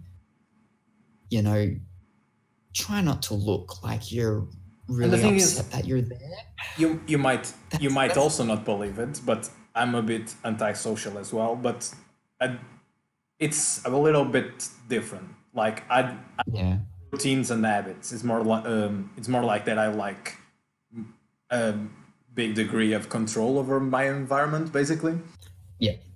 That's where a lot of my anxiety comes from. Yeah. So you can relate. For instance, plans. I hate people springing stuff on me. So I really don't like it. But if you give me time to just, I'm gonna say yes, knowing that at the moment you're asking me, I don't want to do it, but I'm gonna say yes anyway, because I have enough time to mentally prepare for doing it, basically. So if you invite me to go out this weekend, let's say tomorrow, I'm gonna say I don't want to, but it's tomorrow, so I'm gonna say yes because by tomorrow I'm gonna be in a mood. I can bring myself to be in the mood to do it. And when going to a wedding, you have a lot of time to just prepare mentally that you're gonna suffer, or do like I do in weddings, and that is get drunk and then talk to everyone because alcohol is the best social drug. What's actually interesting about all of that is that I'm the reverse. Is that like, okay, with plans and things being sprung on me, I don't like that. But if I'm like, let's go to Portugal. Let's buy these tickets tonight. Let's go over there and go ham, Like I could do it. I could actually do it. Yeah, like I could actually like go and do that. But if you're like, I'm going to Thailand tomorrow, come with me, I'll be like, whoa, whoa, calm down. So spontaneous actions need to come from my side. Yeah, I can't say that other spontaneous word, so I've got to use that one. But also with the wedding, as you're saying, you've got time to sort of mentally prepare and everything. Here's another story about this wedding, right? So my friend who was the best man. This wedding it's been really interesting. So many stories. We're not even up to the part with me dancing yet. And anyway, so he says, oh, they're having their wedding and whatnot. And I'm like, oh, okay. Well, I haven't been invited. And he's like, what? Yeah, no, you're invited. And I'm like, I haven't been invited. A month later, we're talking about it again. And I'm like, yeah, no, I still haven't been invited. And still he's not like, invited? No, you're definitely invited. You're coming. And he's like, I don't care if they haven't invited you, you're coming. And I'm like, it's a wedding. Like, if I'm not invited, I'm not invited. I'm not going to crash the wedding. Yeah. Anyway, he said that he's going to talk to the bride, the groom. He's going to talk to the groom and make sure that he invites me and that I'm invited. I'm like, don't do that. That's really awkward because like if they're not planning on inviting me, if they haven't invited me, there's a reason for that.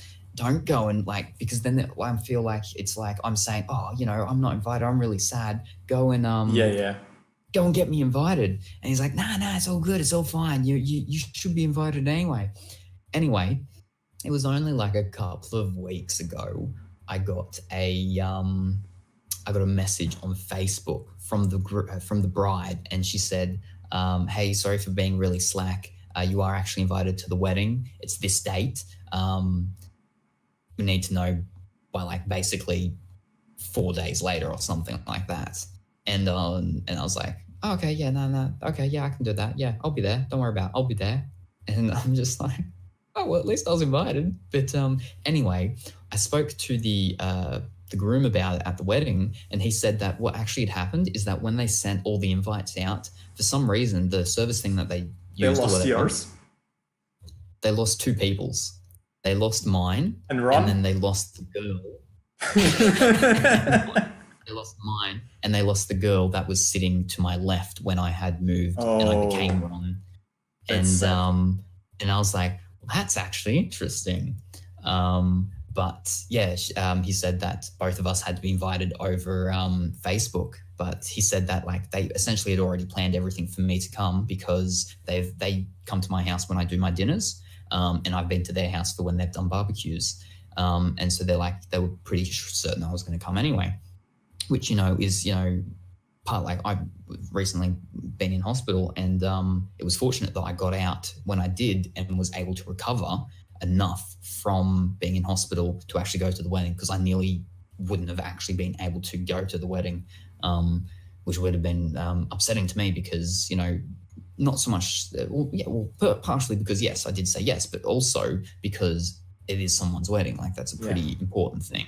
And especially, not that we're super great friends, like me and the groom or me and the bride, but we're still friends. They've been to my house, I've been to theirs. I don't I can't say I just don't invite anyone random to my house, because I do. That's not true at all. You invite random people to your house, literally. That's what you do. I meet people on Tinder, and then within 24 hours, I've invited them to dinner at my house that night. Not to come over and and we'll have dinner, but I'm having a dinner, as in I'm having several people over, and I'm inviting them along. I'm not that prepared to do just straight on one-on-ones anymore. I have before. We'll talk about them another time. But yeah, anyway, so it was me and the girl to the left of me. And so I'm like, oh, well, that makes me feel a little bit better about the fact that, I wasn't sort of like a last thought thing or anything, or, my friend who was the best man sort of was like, why didn't you invite him? Because also with the placing of where I was at that other table with all those older couples and everything, I felt like I was again sort of just thrown at that table because they needed to put me somewhere. And I'm like, well, this is kind of awkward, especially since I could see that there was this empty seat over at this table with people that were younger. And, a few of them were a bit older than me and stuff. And two of them did have kids and so on. But I could see that they seemed like more people that would have been in a similar social circle, I suppose, as myself. And I'm just looking over there. And that's probably when I had a few glances over there that the lady or the girl in the white dress had seen me and must have thought that I was looking sad. And I was looking at the empty seat, which is why she got the lady in the red dress to come over and get me. But yeah, anyway, now for the final story here of the wedding. I'm almost finished talking about the wedding. Is that so? The girl that was to the left of me when I was over there, so she was the other one that her invite got lost and she had to be invited through Messenger. Is that she's the one that the bride kept getting to go and grab people to go onto the dance floor and dance, and specifically, it was the best man and one of the other groomsmen, which they're the two that I knew, and they're half brothers. Excuse me. Now, they've been trying to get her to get with one of those brothers. And anyway, they the whole night, and the groom was talking to me, and they've been trying to get her they've been trying to get the best man to dance with her, and he's on the dance floor constantly dancing, but he's just running around and all sorts of stuff. And anyway, at one point, and he's sitting down, and he's just sat down having a break, and he's just sweat's coming off him. And the groom, who's to my left now, says to him, "Oh, look, the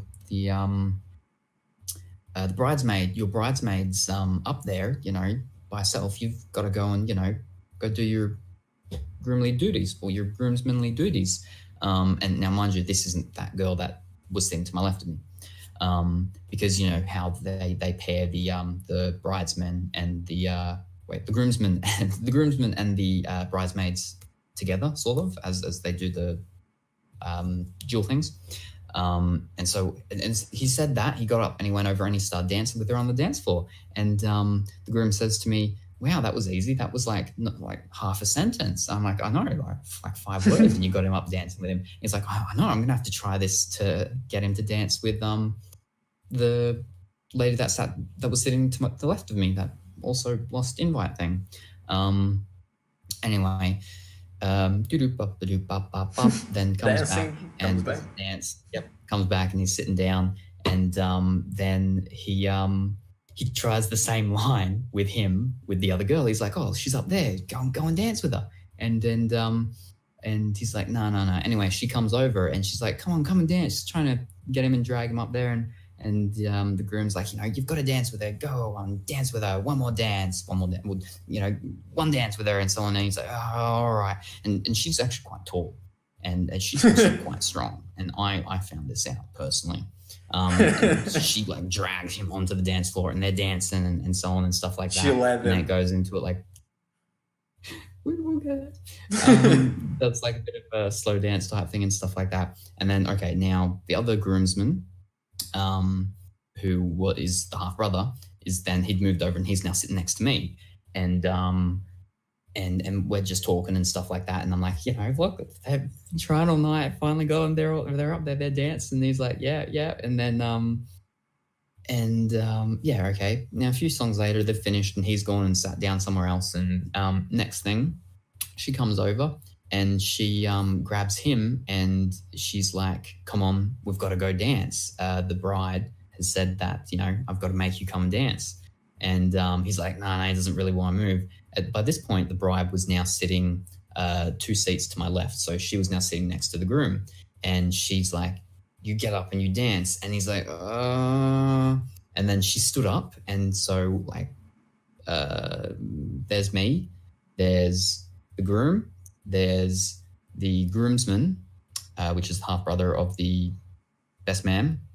And then there's the bride. The bride gets up and goes sort of not even halfway between the groom and me. And then he's like, I saw his eyes widened and he just stood up and he goes to the dance floor with the girl and starts dancing.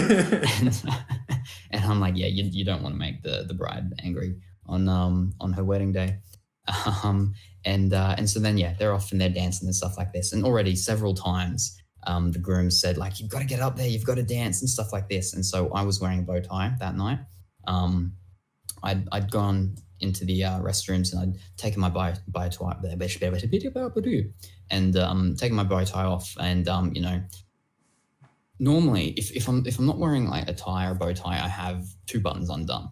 And so I take the tie off, undo the 2 buttons, and sort of flare out the collar a little bit because of what I was wearing. And like there'd been a couple of BG songs and stuff like that. So I was like, I'm accepting this now that at some point I'm going to have to get up there. I know they're going to make me. They've asked me already several times. I'm going to with do what it I've now. been seeing previously with how they're getting, like they're actually been getting specifically this one girl going, grabbing these 2 other brothers. I'm like, I have no idea who they're going to get, but they're going to get someone to try and I'm not going to be able to say no. If a girl comes over and is like, come and dance with me, I'm like, I'm not going to be able to say no. I'm just going to have to go and do it. So I'm going to do it myself and pick.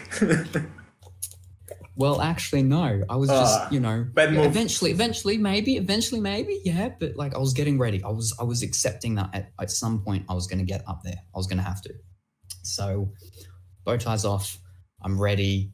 It can happen now because with the bow tie on, I felt like I'd be too stiff and just like it just wouldn't be. Well, it's not going to be very natural anyway for me. But anyway, so I go back and I sit down and then, some more stuff happens and and it's maybe about 30 minutes after that. And at this point, now she's done the dance with both the best man and the other groomsman. Mm-hmm. And I see her and she just starts walking over because she was doing some dance and goes on to a next song or something. And she starts walking over and I'm like, starting to panic a little bit because I'm like, well, she's already danced with, one of the best man was already over that side. You're like, it's my turn now. Was right. Yeah, my I know. turn. I see her walking over and I'm like, she's already grabbed him. I don't think she's coming over here to grab him again. And it's getting closer. I'm like, This is it. This go time. This game time. We're getting there. Oh boy! And it's because also the music that had just started was I can't remember exactly what song it was, but it was like it was a BG song, and it was something from Saturday Night Fever. It wasn't Staying Alive. It was something else. But anyway, so it was something that was sort of fitting for me, I feel. And also, the only one song through the entire wedding when there was no one up there dancing was BG Staying Alive. And I'm like, what is this? Like, if I was ready to be dancing, this is when I'd be up and I'd be dancing because, Saturday Night Fever, John Travolta, what I was wearing and stuff, Yeah. That's when I would have been up there. But the thing is that like no one was up there. The girl I came. Go up there and be just by myself. But anyway, yes. So right back to my story. My part is that she comes over and she grabs me and she's like, bride said, "You've got to dance, so you've got to dance." And I'm like, oh. And the groom's next to me is like, you got to get up there. And that the thing is as well, like previously, the groom's been saying to some people and being like, oh, he can really dance and stuff like that, and so it's been pumping you up to be like, this. I've seen him drink like tons and stuff, and I'm thinking, I don't drink alcohol at all. I don't dance at all. You've definitely not seen me dance. What are you saying, all these people here? It's freaking me out. Anyway, so she comes over, she grabs me, she's like, go dance. I'm like, oh, all right. Like, I don't even say no like anyone else. I'm just like, straight away, I just concede. I'm like, all right. So put my phone down. I get up and I go down there. And at this point, and we're walking over there, and everyone is already in sort of like a circle, and they're just sort of doing their sort of disco-y type moves and stuff. And I'm like, all right, so it's not too bad. She's just going to sort of push in there, and they just go, make the circle wider. No. Do you think that's what happened? Do you think that's what happened? No. No. I think they circled you. She pushed through and she pulled me into the middle of the circle. Of course. And at that point, I'm just like, I'm gonna die. No, stop! What are you doing? Mistakes were made. We're bought. No. I hope this leads to sex. So then, otherwise, no. What the hell are you doing? And I'm just like, I'm not prepared for this. So I'm just like, okay, so I just do, just a couple of your basic type of things from, so some of the sort of groove type moves and so on, and just doing that sort of stuff. And I'm like, I'm just freaking out. I'm like, I'm in the middle. If I wasn't in the middle, this wouldn't be bad. I wouldn't be panicking so much. But I've got to keep it together. Can't freak out in the middle of a dance circle at a wedding.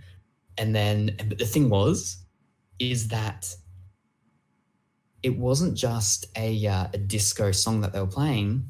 It ended up actually being a disco medley, and it went on to another disco song that wasn't that sort of style for dancing. So it was now a bit more of a holding your partner type one and stuff. And so then I'm holding her then, and it's not slow type one, but and it's she's throwing you around. No, she's not. But like we're back and forwards and doing that stuff and everything like that. But we're still holding the hands, and I'm like, we're here. I know how to do some stuff. I've never actually had another person to do it with. I don't know how this is going to go, but all right. And so then I do, and I swing her out and stuff and pull her back in and everything. I didn't do a dip because I'm like, I'd only just recently come back. I'm going to break my back. If I did her, if I dip her down or anything, my legs are going out and I'm going down too. So I swing her out, I pull her back in, and a couple of things like that. And then it changes to another one. And then when it changes to the other one, I'm like, that's it, that's me dancing done. And she's like, all right. And so I go and I sit down at just this empty table, just to a seat, which is actually a table next to my initial first table. And so some of the older guys at my first table, they're like, what are you doing? You got to get back out there. You got to finish dancing, and can't leave him in the middle of it. And I'm like, nah, got to leave him wanting more, so that's how you do it. You leave him wanting more.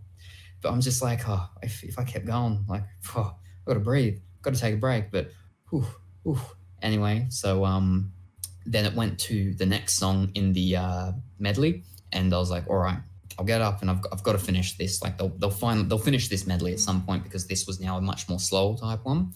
And so I got up and I went back up to it, and I was like, all right. And so we went, and it was a bit more of a slower one, I think. I can't really remember all of it, to be honest. It's just all a blur. And did the dance, and then the song ended, and it changed to like the next song type thing or whatnot. And she's like, thank you for dancing, and hugged me and stuff. And I was, yeah, no worries. But in that last song, mind you, when it was a slower one, so it was more of the closer type waltz type stance holding, is at one point when we moved around and I could see over to the table where the groomsman, best man, and groom was. I'm looking over and they're all looking at me, and I'm like, help me. Anyway, and they're just laughing their heads off. And anyway, the song finishes. She hugs me, and I briskly walk over there, and I sit down, and I'm like, oh, all right, there we go. I'm done. Done. And the groom goes over and he's like, you dance better than the other two guys. Like you were doing the moves, you were swinging them around and everything like that. They're just out there, just like, you know, sort of shuffling, sort of not shuffling like the Melbourne Shuffle or something, but just sort of shuffling about and just sort of waving hands about, like you were actually doing some dance moves. And I'm like, I had no idea what I was doing. I don't even know what I did. I'm just like, and he's like, you're a really good dancer. Like you did some pretty cool moves up there. And I'm just like, That wedding seemed really fun. It's all done. How many? Yeah, it's all done. You had like a great time and a bunch of stories to tell. So yeah, worth so, it. yeah. Like, glad you were invited for it. Yeah. Eventually, Yeah, they eventually invited you. But yeah, it was. The thing is that I've had like since then 24 hours after the wedding, every time I think back about the dancing and about me dancing, I like start to get really bad anxiety, and I'm like, how terrible did I look when I was in the center at that start there? Like, what were people thinking of me? Anxiety. Can't do this. Thing is that I've had to go into town and get a lot of stuff done and everything like that. And I'm just like, don't break down in the middle of town. Don't do that. But anxiety, don't take me now. Got through the wedding. I know you didn't get me at the wedding. Don't get me now. So yeah, it was it's pretty good. Doing a really rough segue now. Cyril said cool beard, and I need to show this off. But I'll do a little introduction to this next part. As you may or may not know, if you're here watching the podcast for the first time, we are both Lego streamers, but we do other stuff than Lego, but mainly Lego. I do gaming. Sai does pearl and perler beads and stuff like that. So Sai did a giveaway that I won, of course. You can see the VOD of me building the mighty micros that he sent me. But the best thing that he sent me was a picture signed of himself that I need to show off. So I'm gonna get up and go grab it and be right back, and maybe not also go pee, because I've been holding it for like 30 minutes now. So Sai, entertain the stream while I go grab your photo, and I'll be right back. All right. Well, yeah, as DaV1rus was saying, I do Lego, as he does. Got a little BB-8 over there. And I do plastic model kits and so on, such as the Gunpla, which I only have started doing, a few months ago. Most of the ones I do, though, are little bear ones, or girls in bears, or bear ones. There are bear ones that are actual bears. When you find one, there's a little pink one. And the pearl, or the beads, fuse beads. Now, I don't use the brand, which are Perler. I use Harmer because that's what's in Australia. Easier for me to get. We've got some Pokemon. I can't remember. I'm not good with the newer Pokemon type ones. Got like a Starmie type thing. But most of the time, I just do mushrooms. One-up mushroom type things. Well, that's the one-up mushroom. But so I do mushrooms. But yes, so let's have a look. Hello, Elizabeth. DaV1rus isn't here to welcome you, so I shall welcome you. Welcome. You are catching him live, but awkward that he's not here right now. He will be back in a moment.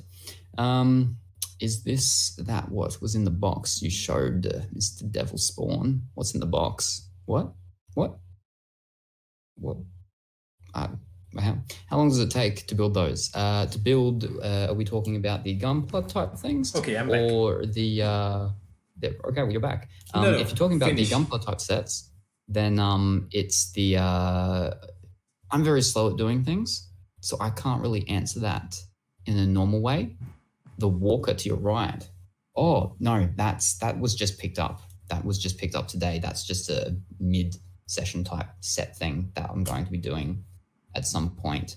The big surprise one won't be known, but yes, you're back. So Yeah. welcome back. This is, you guys get ready because this is amazing. Hold on to your shares because you're only going to see this once in your life, and this is pretty worth it. Look at this beauty. Look at this beautiful face and the hat and the signature there. I'm going to eBay this at some point when he becomes famous. So beautiful. And now we can segue into Lego talk since you know, since we have talking about stuff Lego. to talk about. Yeah. So do you wanna do the introduction to what we are gonna be talking about, or do you want me to do it? Do it. Well, it's best you do it. Otherwise, I'm gonna be negative from the get-go, and that's not good. Okay. Well, how we'll do it is as Maz was saying about the Walker. I actually just picked up Star Wars First Order Heavy Assault Walker because there was a really good price at a local store. Thing was, it was online and in store, but in store, my local store, they hadn't put the ticker price. It's on special type things, so I had to buy it online and go and pick it up. But for Mazzy's question, no, that's not the secret special thing that previously was mentioned. But as we are talking about Star Wars Legos,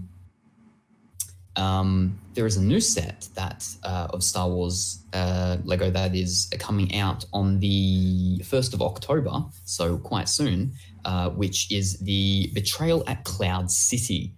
And it is a large set, Australian priced at $500. It is just under around 3,000 pieces. It's got a lot of stuff in it, but not everyone seems to be very pleased with the set.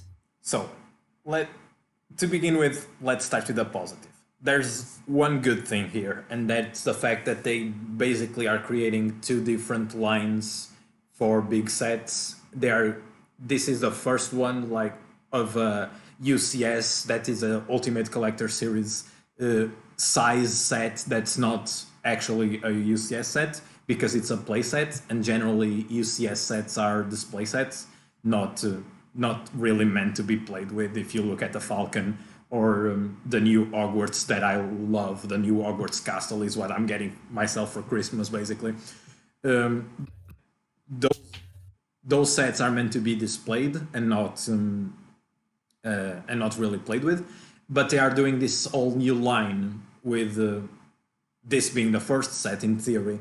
They are more like Dead Star is. They are more play sets, not display, where you'll have little environments and stuff like that. Those sets are meant to be played with, and that I like. I really like that idea of separating that into two different lines, so the design philosophy between them can be separate, and that's good. But that's basically the only good thing about this set, because I honestly to God hate what they are doing with Star Wars. The Star Wars sets are so overpriced, so overpriced, and I bet it's the licensing with Disney. I bet that's the problem, because I bet Disney is taking... That would make a lot of sense, actually, yeah. Yeah, Disney is taking a huge chunk of that money, and they want to keep their margins the same, basically. So they just increase the price of all the Star Wars sets, knowing that people will buy them probably anyway. But for me... Probably anyway. Well, I don't know about that. It's... No, but especially the high-end ones, the ones that are expensive, it's not because they are $100 more expensive than that people are not going to buy it, if that makes sense. A set being $500, a set being $600, for the people that would buy it, that $100 is not going to make any difference. Yeah. Yeah. So if you are going to buy the Millennium Falcon at 600, you would buy it at 7. Basically, that's what I'm saying. So in Yeah. range of sets is not going to impact sales, so they can do it. But when they do stuff like, have you looked at the Last Jedi set of Snoke's throne room? Yeah. Yep. I've seen that one. Is literally a disc with pillars and a couple minifigures, and that shit costs what, $50 around that. It's Yeah. when you divide. I do this all the time because as Lego collectors, over time you'll pick this annoying habit. Yeah. Doing stuff that's basically dividing the price by the amount of pieces that it is. And that's the reason I'm gonna buy the Hogwarts castle, because it's the second largest Lego set ever made and costs half what the Millennium Falcon costs, and the is 1,000 pieces. So the Falcon is 7,000, Hogwarts is 6,000, and the price is literally half. So Hogwarts is 350 quid, I think. But the fact that they are increasing, I literally started Lego. My childhood with Lego started with Star Wars sets.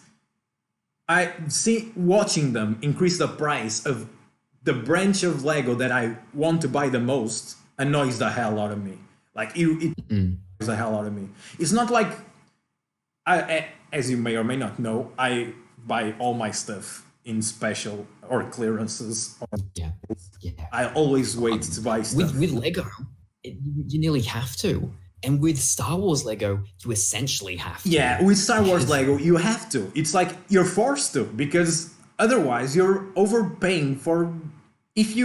I bet that if you take up the parts list, if they don't have specific parts that only come on that set, you could link the set, and the price per piece would be much lower, like much lower. Yeah.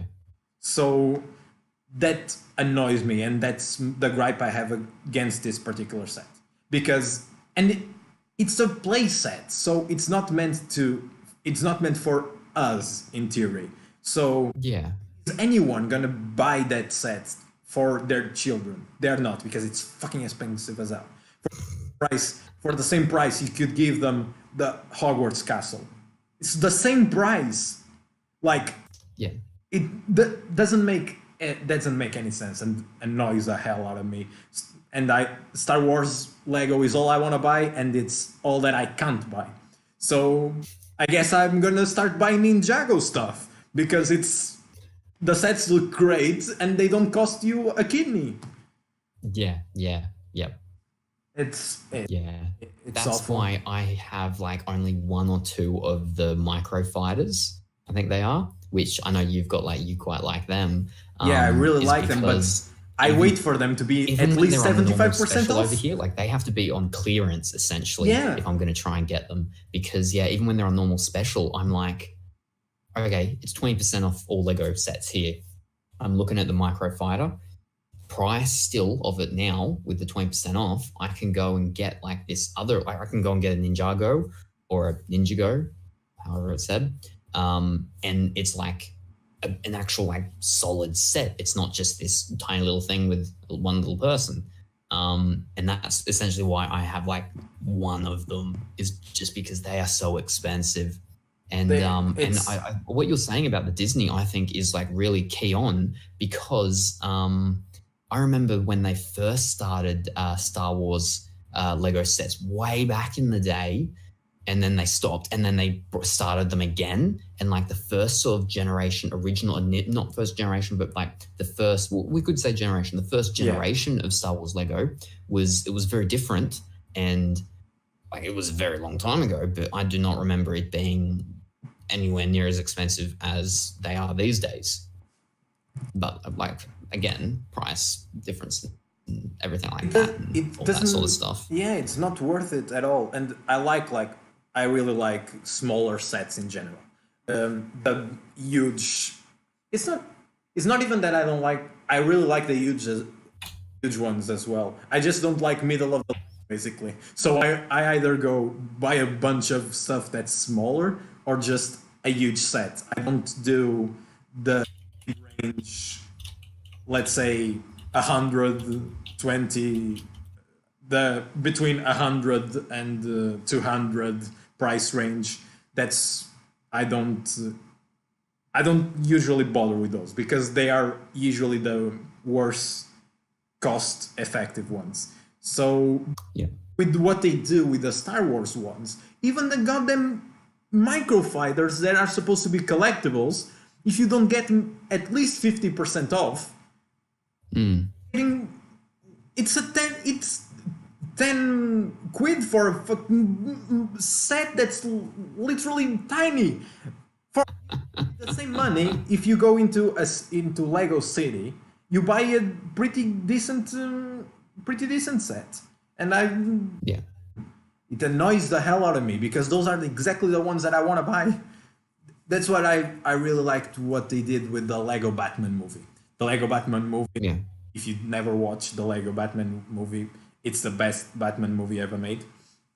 So I haven't. I nearly did watch it the other day when I actually had someone here. I was like, "What would you like to watch?" It's so good. But because of me and my things with watching stuff, I was like, because I've got it in 4K, we have to watch it in the lounge room on my 4K TV with the UHD player. But we were heading into my room to watch a movie in there, which meant that wasn't a 4K TV. And so I was like, we can't watch it. And they're like, but it's really good. And I'm like, oh, well, you've seen it now. So now even more, I feel like we can't watch it because it'll be my first time. Oh, your dude, first so good. time. When we finish this, just go. Just go watch it. Yeah, it's already because free again. Just go watch it. It's a really good movie. But my point was, I like that because they kind of made the Lego Batman a brand that's owned by Lego. Yeah. The sets are not like you've got Batman Lego, the DC Batman Lego sets and stuff like, well, the DC heroes, like the Marvel heroes, and then you've got the Lego Batman ones. Yeah. And so the prices are not outrageous and the sets. Yeah, exactly. With like, and again, like, licensing things and stuff like that messes things up all the time. That's why, like, I really like some of the creative stuff and everything, because you get like some really good and really big things. And like price difference wise, like, okay, like the Betrayal at Cloud City, $500. For $500, I'm not 100% sure on the price of the roller coaster that, you know, is the companion piece to the Ferris wheel, but I'd much rather spend the amount of money on the roller coaster than on Betrayal at Cloud City. Like, Betrayal at Cloud City is cool. It's a playset thing though, like it's because of all the different sections and stuff, and it looks really cool. I've got to stop looking at it, but yeah, like price wise, as you've been saying, like, you know, price per brick and everything, it's just ridiculous. It's ridiculous. Disney and Disney that's the same bit. Disney does the same thing with movies. People will pay. And Disney does the same thing with movies. That's what I was saying. They do. And so you've got your MCU movies, your Marvel Cinematic Universe movies, and you got your Star Wars movies. And when they come out on Blu-ray, on UHD, they are so expensive, and they stay so expensive for so long. And I don't know if it's just here in Australia, but by the sounds of it, sounds like it's almost everywhere. Is that like, I was, as you know, I got stuck. I think I had to watch Guardians of the Galaxy 2, I think I was up to. And it was, so Guardians of the Galaxy 2 was out. Thor Ragnarok was out. Spider-Man Homecoming was out. And Black Panther were out. They were all out. And so there's 3 newer ones, and all of them were still the same price. And that was like the same price essentially as when they came out. And that's why I still hadn't watched them, because the prices hasn't dropped, and it was just too expensive, and I couldn't justify, even with 20% off. Even when the movies are in theaters, they take a bigger cut of tickets. Really? Movies do. Yep. Okay. And it's not even that. Even for them to sell it to a theater to run it, they have to agree that it has to be a certain number of weeks, and that generally is more than other movies ask for, and they take a bigger cut of price sale, of ticket sales. So for movies, for theaters in general, running Disney movies, it's bad economically for them. But they have Okay. Yeah. movies that people watch and that bring people to the theater, and theaters make money in popcorn and drinks and so on. They have to have Not with people, me because I can't eat or drink any of that. Well, I can drink that stuff, but I can't eat any of it. but they need to have people in the theater basically. They are Yeah, almost yeah. forced when 70% of the best-selling movies they are cornered into having to do it. It's like no, that's what I don't like about Disney. I'm a huge Star Wars fan, and people say that Disney ruined Star Wars, and I completely disagree. I think the Disney Star Wars movies are the best Star Wars movies basically ever. I think we are living in the golden age of Star Wars, and if you think otherwise, watching the older movies again without nostalgia lenses, and you'll see all the problems that those movies have. But creatively, those movies are good. It's the business behind all of them that bothers the hell out of me. We should not be getting one Star Wars movie a year. We shouldn't. Even the trilogy is every 2 years, right? The main storyline is every 2 years. But even so, the fact that you get a Star Wars story in the middle of them, because that's basically what they are doing. They did it with Rogue One. Rogue One was good and was a financial success.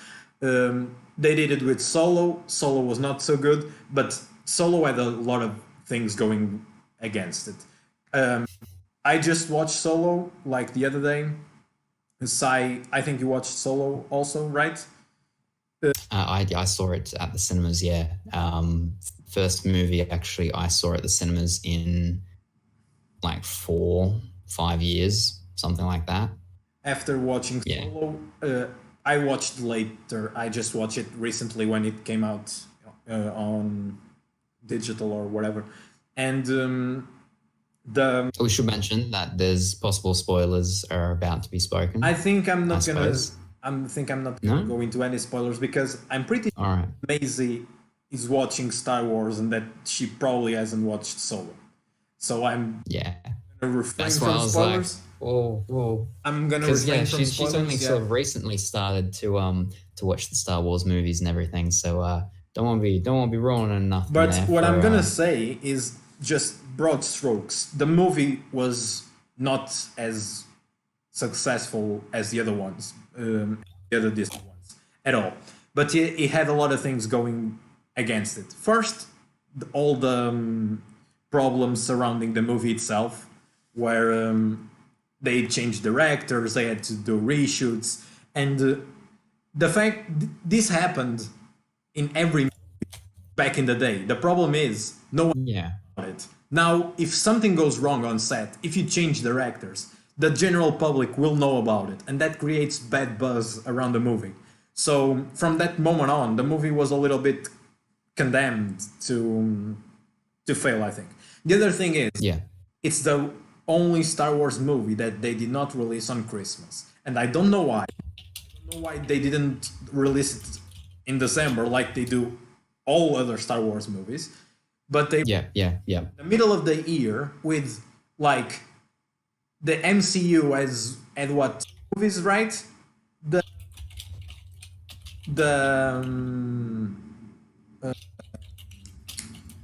Deadpool 2 also came the same or the week after or 2 weeks after, something like that. They picked the wrong place to put that movie. And even after that, the movie also came out of people feeling really bad about Star Wars in general because of The Last Jedi. The Last Jedi, for me, it's a perfect Star Wars movie, but 50% of people, apparently, you either love that movie or hate that movie. And there was a lot of discussion. And the fact that it was still warm because it was December to May or May, right? I think Solo was released in May.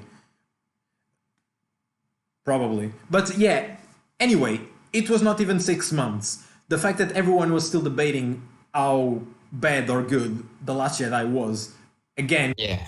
really bad buzz around Solo.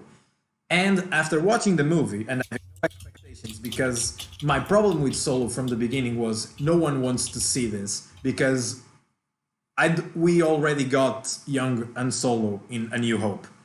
And Yeah. this movie would be basically have no character arc and would not be relevant in any way, shape, or form, because there was nothing they could add to the character that would make it more interesting than already was, I think. My whole thing for the whole movie was really just the Kessel Run. Yeah, but as we mentioned, like before the movie came out, I said I'm just excited for that, and you're like, that's just gonna be a tiny little thing, and then such and such, and then bam, and I'm like, but you know, but after that's seeing that's the whole thing about Millennium Falcon. Come on. after seeing the movie definitely is way better than the reception was for it. For me, it's for me, it's a fun movie. It was. I liked the movie. Yeah, You know, it's as much as I thought I would, I guess. Like, I didn't think it was going to be bad. I didn't think it was going to be amazing. I don't think it was amazing. But, you know, yeah, it was a fun, entertaining I don't movie. consider many things to be amazing anyway. The only problem is it's completely irrelevant, basically. The movie adds anything to the story in general, so I don't see why they picked this character to do this with. So I understand it. Ramsnake is saying that the Rogue One is the best Star Wars of all time, and I completely understand people feeling that way. For me, it's the third best. I still think The Last Jedi is the best, and that Empire is Empire. I don't think Empire will any time leave the top 3 best Star Wars movies, because it's the Star Wars movie, basically. So it's like the cornerstone of how the whole thing ended up unfolding. But Rogue One has a lot of things going for it. It was a self-contained story. The characters were a bit redundant, but that was the point of them. They were supposed to be soldiers, so they have no development the same way that soldiers don't have any development. Who cares about the stormtroopers, for instance? They were the stormtroopers of the rebellion, basically. They're red shirts. Yeah, the red shirts. It was a movie about red shirts, basically. But it added to the story. It showed how the resistance did wrong shit for the right reasons, for them at least. How they sacrifices to achieve their goals. How the empire worked. I think that they did politics well in Rogue One. The little bit of politics they did well. Yeah. Because I really like the politics in the prequels. That's weird to say. Most people say that bored them or made the movie drag. But it did make the movie drag. But if you step back and look at the subjects themselves, it would be pretty interesting. But the prequels just suffer from really bad dialogue. I think that's the problem of the prequels. It's not the subject matter, it's not the acting, is shitty dialogue. The people that wrote that dialogue should die and never do any other stuff. Calm down.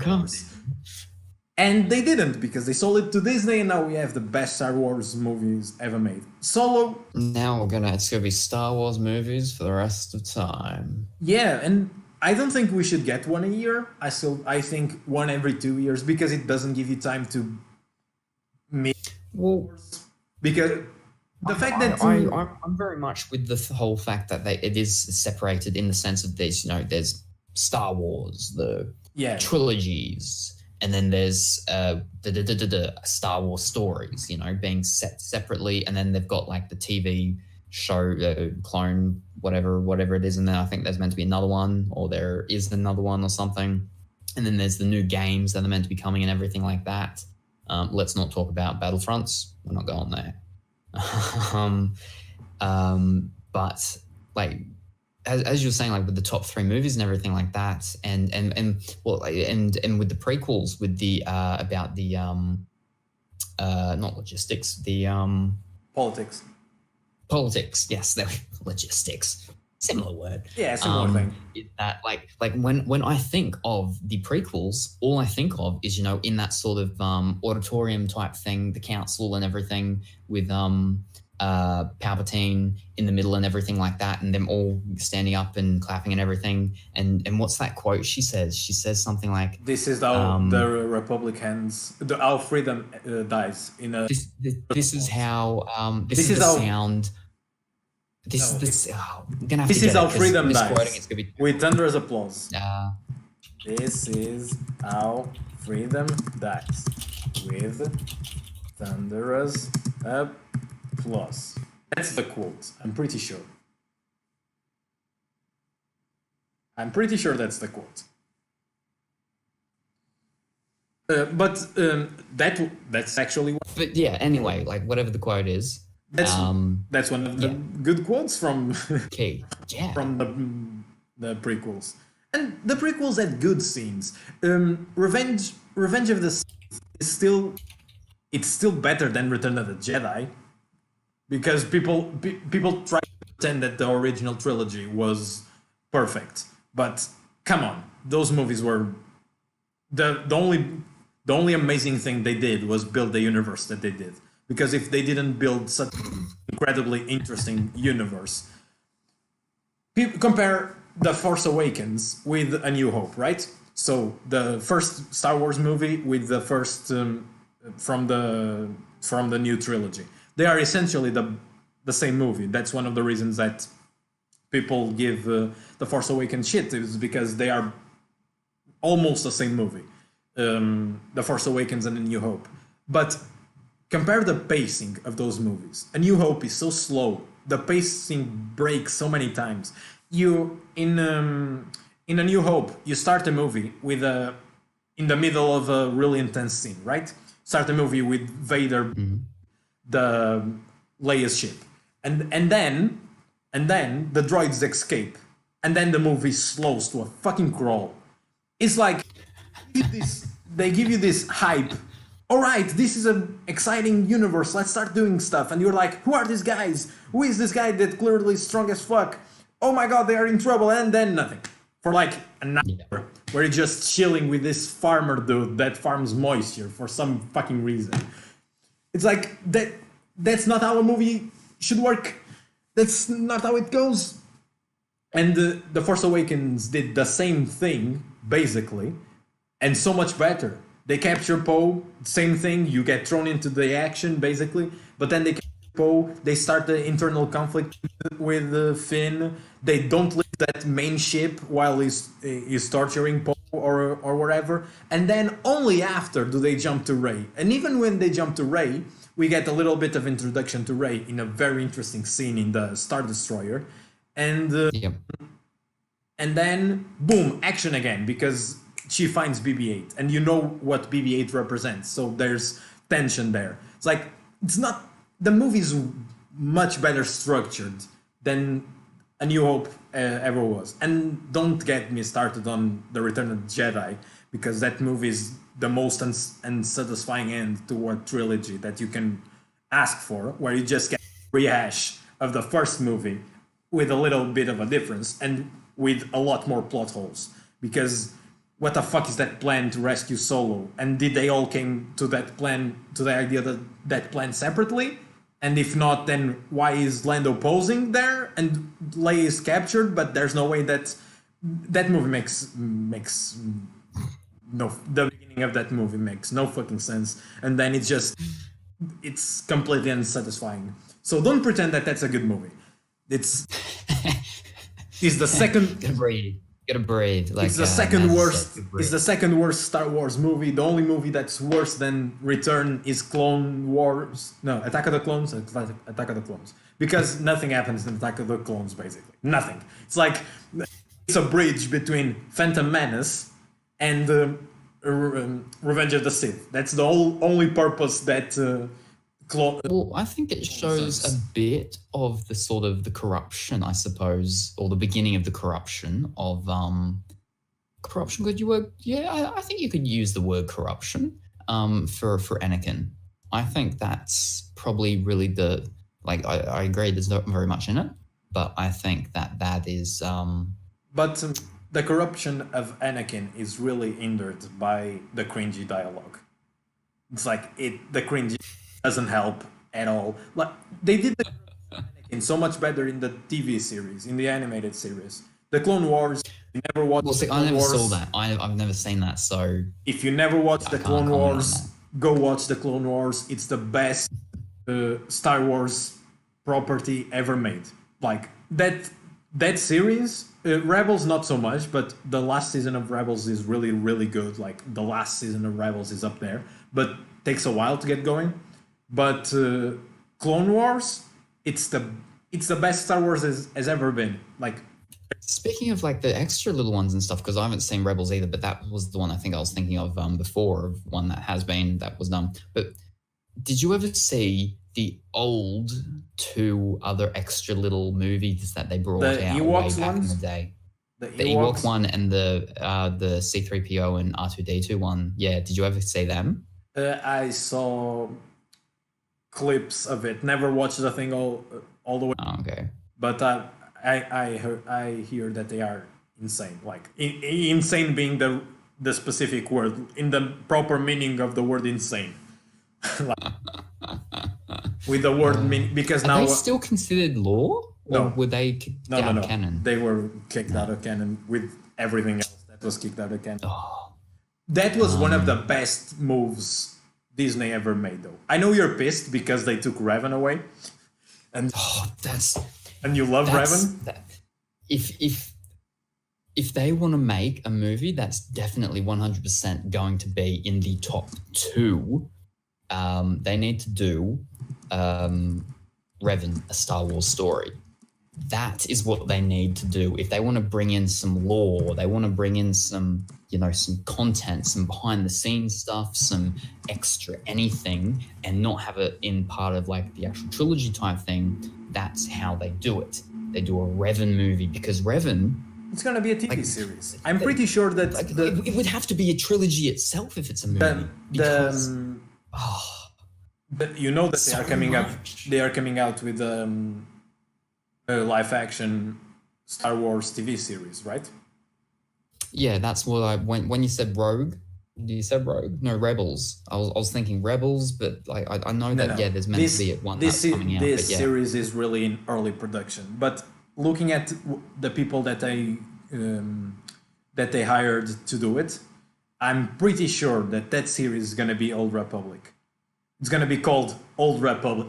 If it isn't, they missed a huge opportunity because they are hiring people related to Game of Thrones. So you can go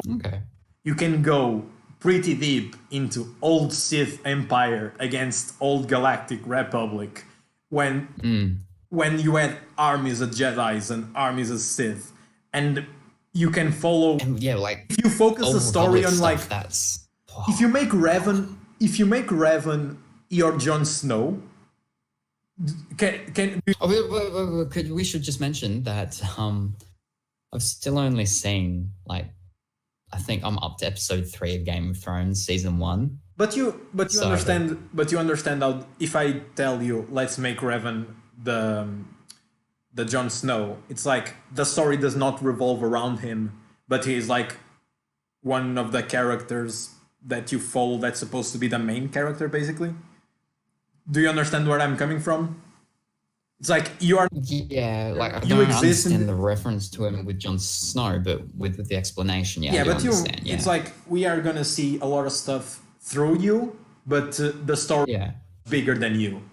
It's that. But see, like that's where I'm like they could do like if they did a Revan movie, it would need to itself almost be a trilogy or just a 2-part type movie like they're doing with everything that's trilogies these days actually turned into quadrilogies because the third movie actually has to be in a part 1 and part 2.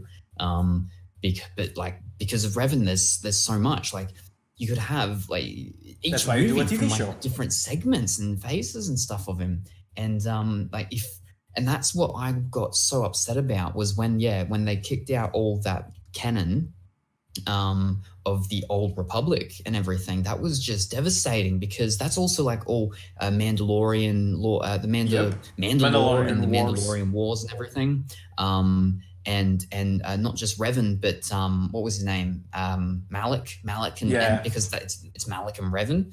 And like that's how they could start it. If they even just wanted to test the waters, but I mean, honestly, you don't need to. Yeah, but if they started it or did a Star Wars story and did like Malik and Revan, or they did the Star Wars story Malik, and they had, you know, Revan in there to sort of tease people, and then that could go into a full TV series or a full trilogy. The problem is they can't. The problem is they are locked into not doing that because they got rid of all the EU, so they can't. Yeah.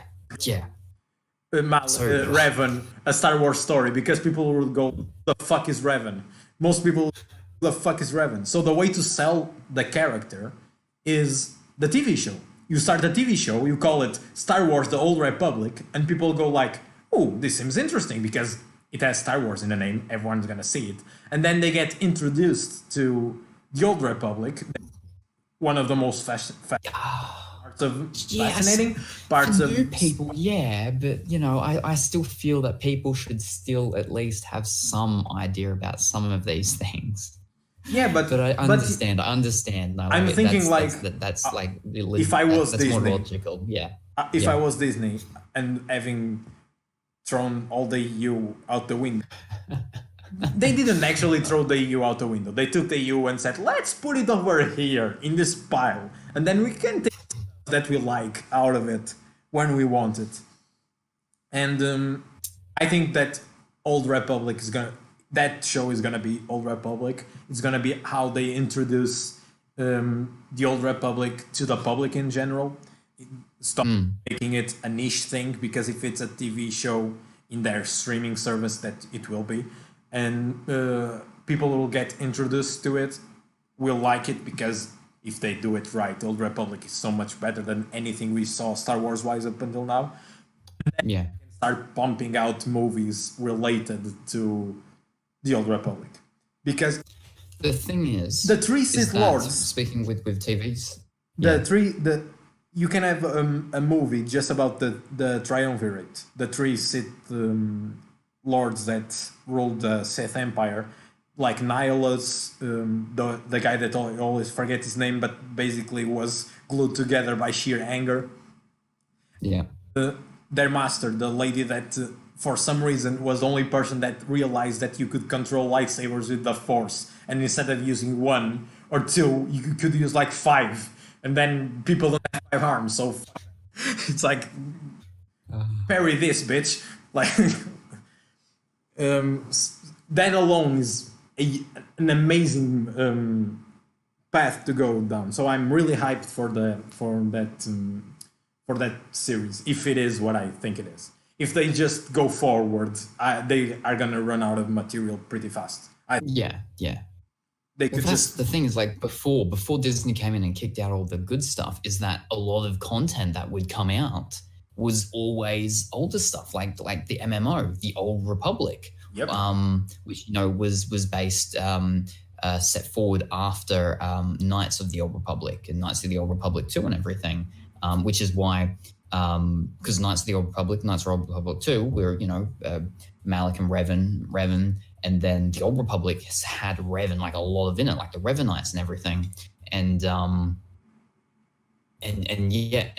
as you said, you know, like massive armies and everything like that still against, whereas, you know, the way it's been with the newer movies and everything, it's like one big massive overbearing massive army type thing, and the good guys, we'll say, are just these generally just small little group together, the underdogs, and, you know, it's an underdog type story. They've got to beat the evil empire and stuff like that, but you know, big battles, big wars, and as you said, you know, like their introduction to a lot of these characters could be done through TV series of the Old Republic, but I still think that they need to do like a Star Wars story and have one set there somewhere. And because but like with a lot and the show my has to reasoning come for first. this, The show well, has to see, come my first. reasoning is because Disney, which owns Marvel now, and now we're sort of sectioning it slightly differently here, but Marvel make amazing movies, but atrocious TV series. I shouldn't say atrocious, but compared to their movies, yeah. Daredevil is they're really the good. flip. Daredevil is really good, and Jessica Jones season 1 is really good. I haven't actually seen Daredevil or Jessica Jones either. I have the album on LP. I have the vinyl of Jessica Jones. Jessica Jones season 1 it's amazing. But compared to movies, like they do really good movies, like and TV shows subpar, I'll say, in general. Whereas like DC, their movies are pretty trash. You can say they are really trash. Yeah. But their TV series is like what is it, the Arrowverse, like that Arrow, where it started with Arrow was brilliant. But it went downhill from season 2.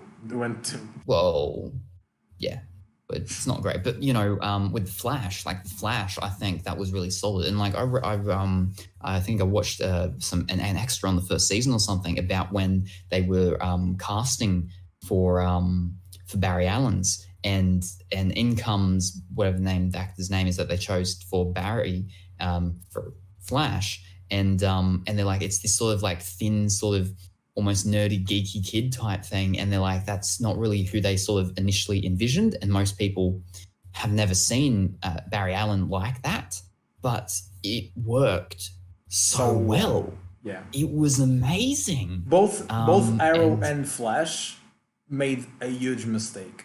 Both of them was basically burning their best villain on season 2.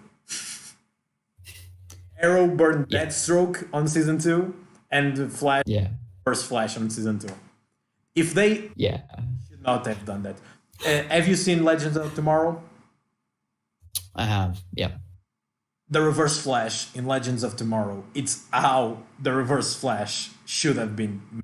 Like, overpowered character that no one has any chance against it, of course, except another speedster. Like in the case of Barry, there would be a better chance.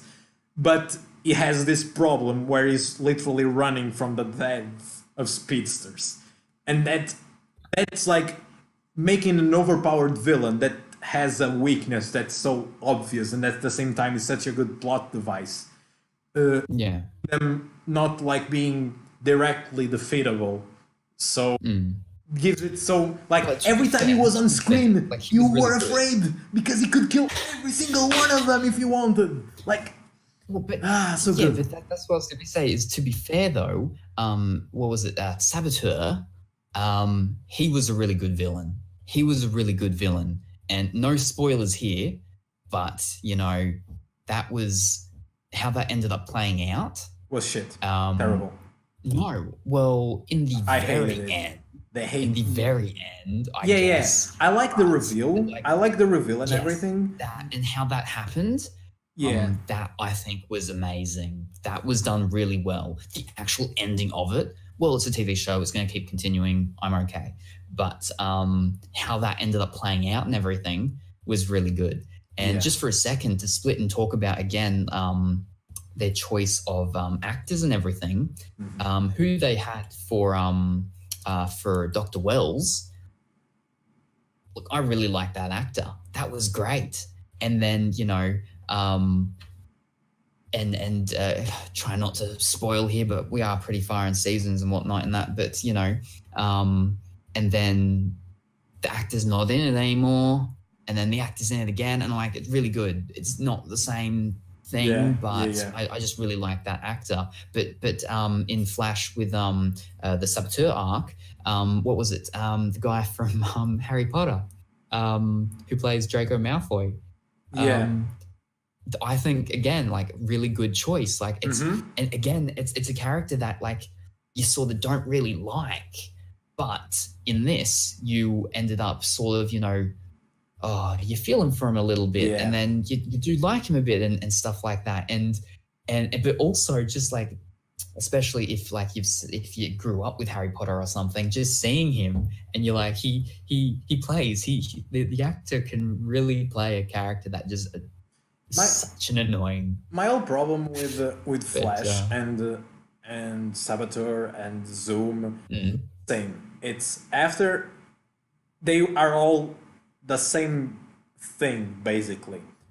A slightly faster speedster every time, and that annoyed me, and I couldn't be invested as much in the story because it was But annoying also, me like, to no end. the intro to the Flash is always like, I'm Barry Allen, and I'm the Flash, I'm the fastest man on Earth. You or clearly something. are not the fastest man alive. This is the you're third not, guy. because every single villain you're up against is faster than you. Basically, yes.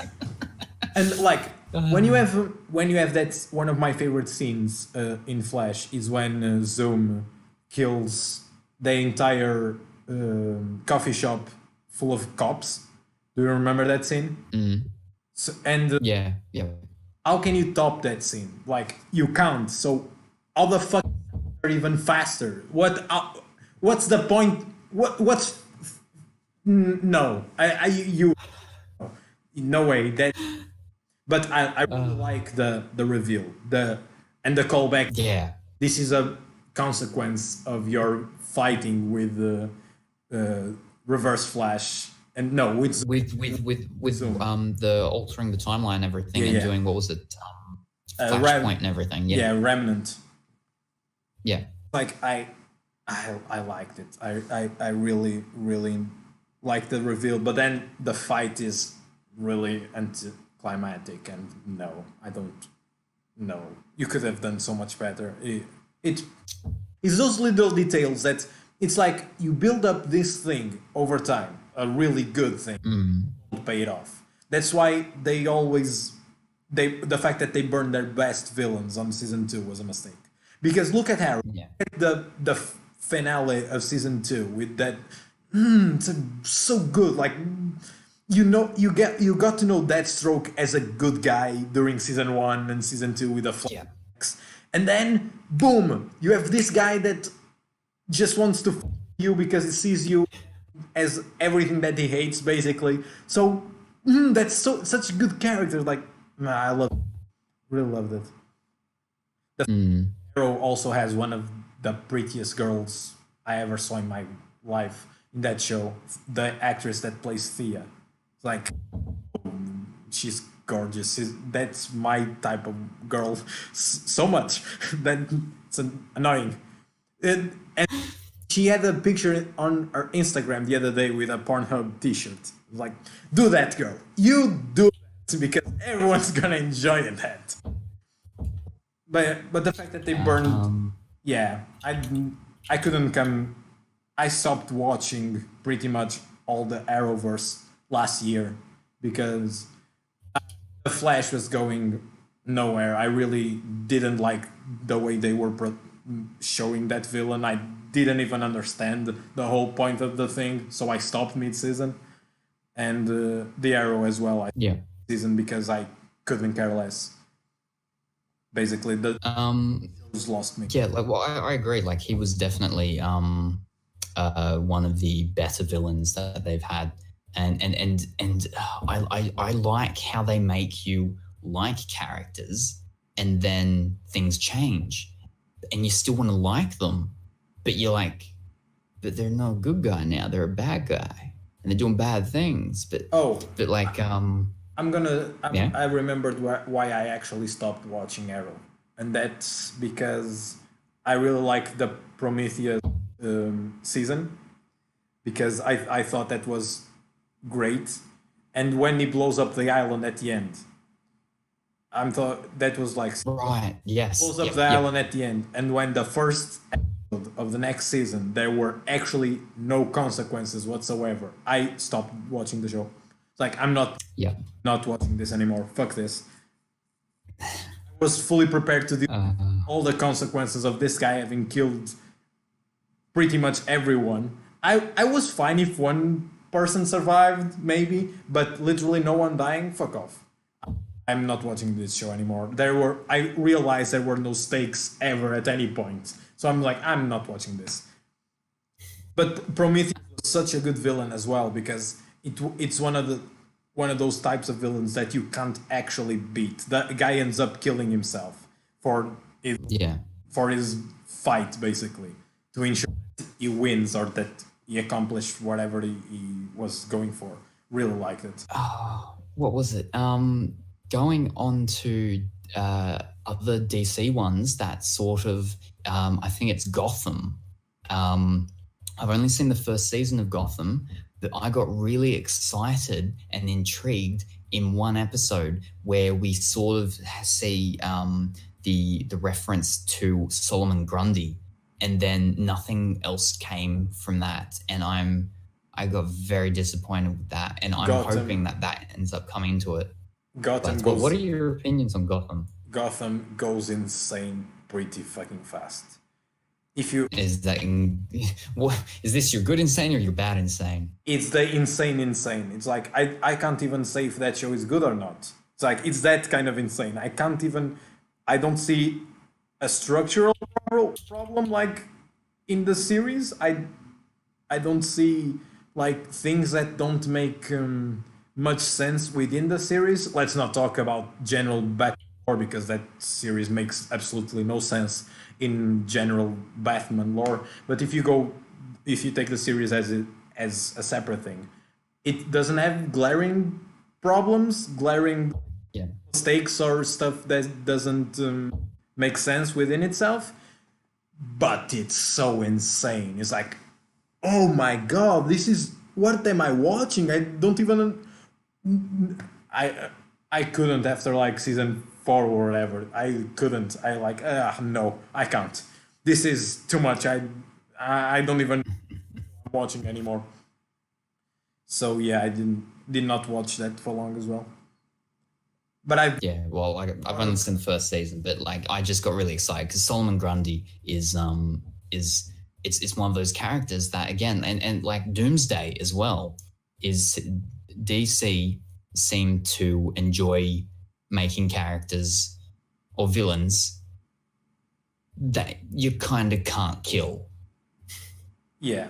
I mean, Marvel have Hulk, I suppose, but that creates. But he's a good guy. But especially in comic books, that creates an interesting. How do this person? Like, speaking of Marvel for Hulk, like it makes it interesting in that sense that, you know, because of the rage and that he's uncontrollable, so it makes that massive sort of, you know, he's good, but he can't always fully be trusted to be good because of his rage. That, like, you know, if he just starts smashing, Hulk smash, and he can just take out a city, and then like that's a lot of people dead, and like that's not what guys do. It's not a hero. Yep, that's a villain. But the good thing in having villains with that level of it's not even strength, but resilience or whatever, is that you can't by force, so you have to defeat them in some other way. That would be, which is why, you know, Doomsday was Superman, but, you know, Solomon Grundy being with Gotham and everything, you know, that's sort of Batman and everything. But I'm not actually, because I'm not full on a lot of the lore with the a lot of the villains for DC. I just have the general understanding of Solomon Grundy, so I'm not sure if he actually sits in with Superman or Batman. But seeing, you know, a reference to him in Gotham really excited me. But what I like is that generally forces the hero and the villain to be a battle of ideals instead of a fist fight. Yeah. And one of the things that I love about The Last Jedi, that I absolutely love how they did that, was how they figure out a way to make the and the hero be at odds with each other without giving them the possibility to fight. That I love how they did that, because that made them be forced to explain themselves in a logical manner, because they were having a battle of arguments, basically, where they were fight their points of view because they could not solve it by fighting with each other. And I really like that sort of thing. When you have literally to convince the villain that, dude, you actually don't want to do this because your ideals are flawed because X, Y, and Z, instead of I'm gonna snap Zod's neck. Why that? No, that bothers me to no end. But I really like when they are forced to battle for what they stand, to explain why their vision of stuff is the right way to go about it. Yeah. I really like with Arrow, for example, you know, he goes from killing people to not killing people to killing people, and there's several times where he's like, he could have prevented all of this stuff if he'd have just killed them, but then there's drawbacks when he does do that and things like that. And you know, it's all about the consequences and things that end up leading up and going forth from that. But my actual favorite villain, well, you know, as you said, Deathstroke was absolutely amazing. I was really upset about the whole Ra's al Ghul, how that sort of played out. I just didn't like the actor. I think you didn't like the actor? I didn't like the actor. Yeah, fair enough. I like the actor of him in the Christopher Nolan movies. Yeah, exactly. But I don't like the character. I don't like. Yeah, but like, because you got to remember with the TV shows, they mix and match a lot of the lore, and they add in a little bit of their own and throw out things. And so that's why I was like, you know, I felt they could have done a lot more with the Ra's al Ghul, because I liked it, and I just felt that how that died off, that was disappointing for me, was how the Ra's al Ghul sort of what was it called, the League of Assassins, and how that sort of period sort of ended and everything. They had a great thing going by forcing Oliver morally to become Ra's al Ghul. Yes, that's what I liked. That would lead to such an amazing story arc, and they bitched out basically. I know, that's what I got so upset about. I'm like, that could have. It could have been like Batman running a shadow government, because he was going to be mayor of a city. If they don't bitch out, they can be mayor of a city and then lead the League of Assassins on the background.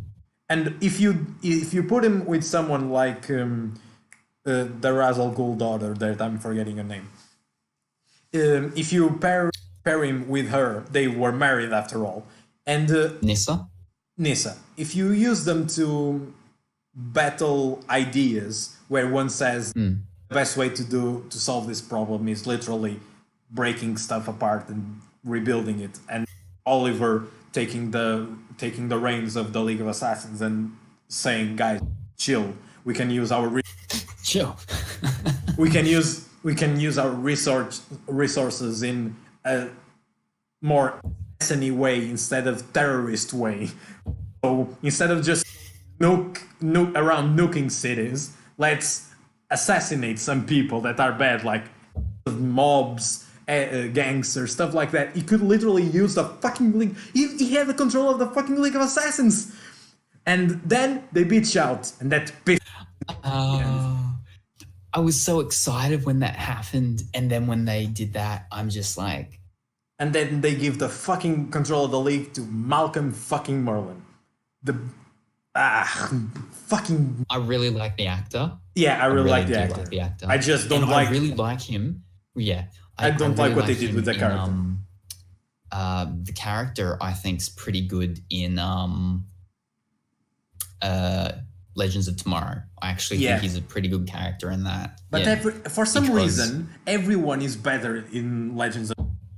For some reason. It's like the guys in the writers in Legends have no concerns because they don't. I think that's literally the reason. They don't have any for because when I talk to Story people, they're progression? like, oh, they don't really like Legends of Tomorrow, and like a lot of people see it as sort of like the side sort of TV show of the DC, of the Arrowverse and stuff like that, and it's just sort of like they just throw a lot of stuff in it, but like it's got like a lot of characters that aren't like mains and popular and whatnot in other ones, or were popular but they aren't the main ones, and they're getting a bit better chance in this and everything, but no, yeah, I have really liked it, and the way that a lot of the characters have character development and so on and so forth.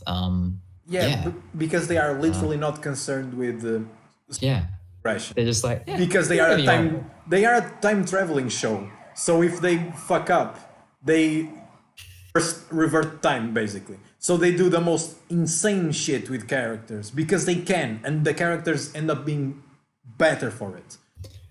The end of season 1, though, I was like, and how that went. Like, honestly, the character development and progression from initial introduction in Flash to going into Legends of Tomorrow, season 1 of Captain Cold. Mm-hmm. Captain Cold? Yeah. I really like that. I really like that. Also, I mean, the actor-wise, they could so perfect. What's his name? I forget his name. Whatever. And then Dominic, who plays that guy's from Prison Break. yeah. The brothers from Prison Break play like the best chum villain guys, sort of. And that was like, that could not have been done better. Yep. I think that was perfect. That was brilliant. It was perfect. And then again, like how that and even like the whole conflict of both of them still together, like how, you know, one was like, they're both bad, but one was a bit more logical and the other one was more emotional, and then how things sort of changed, and just how season 1 of Legends of Tomorrow went. I mean, like, you know, I didn't really see that coming. Yep. You know, and it happens, and then you're sort of like a little heartbroken, but you go back to like the start of it, or you go back to Flash, and like it's just not something that would ever even have crossed your mind that something like that could have ever have actually happened, that could have ever, you know, been brought forth.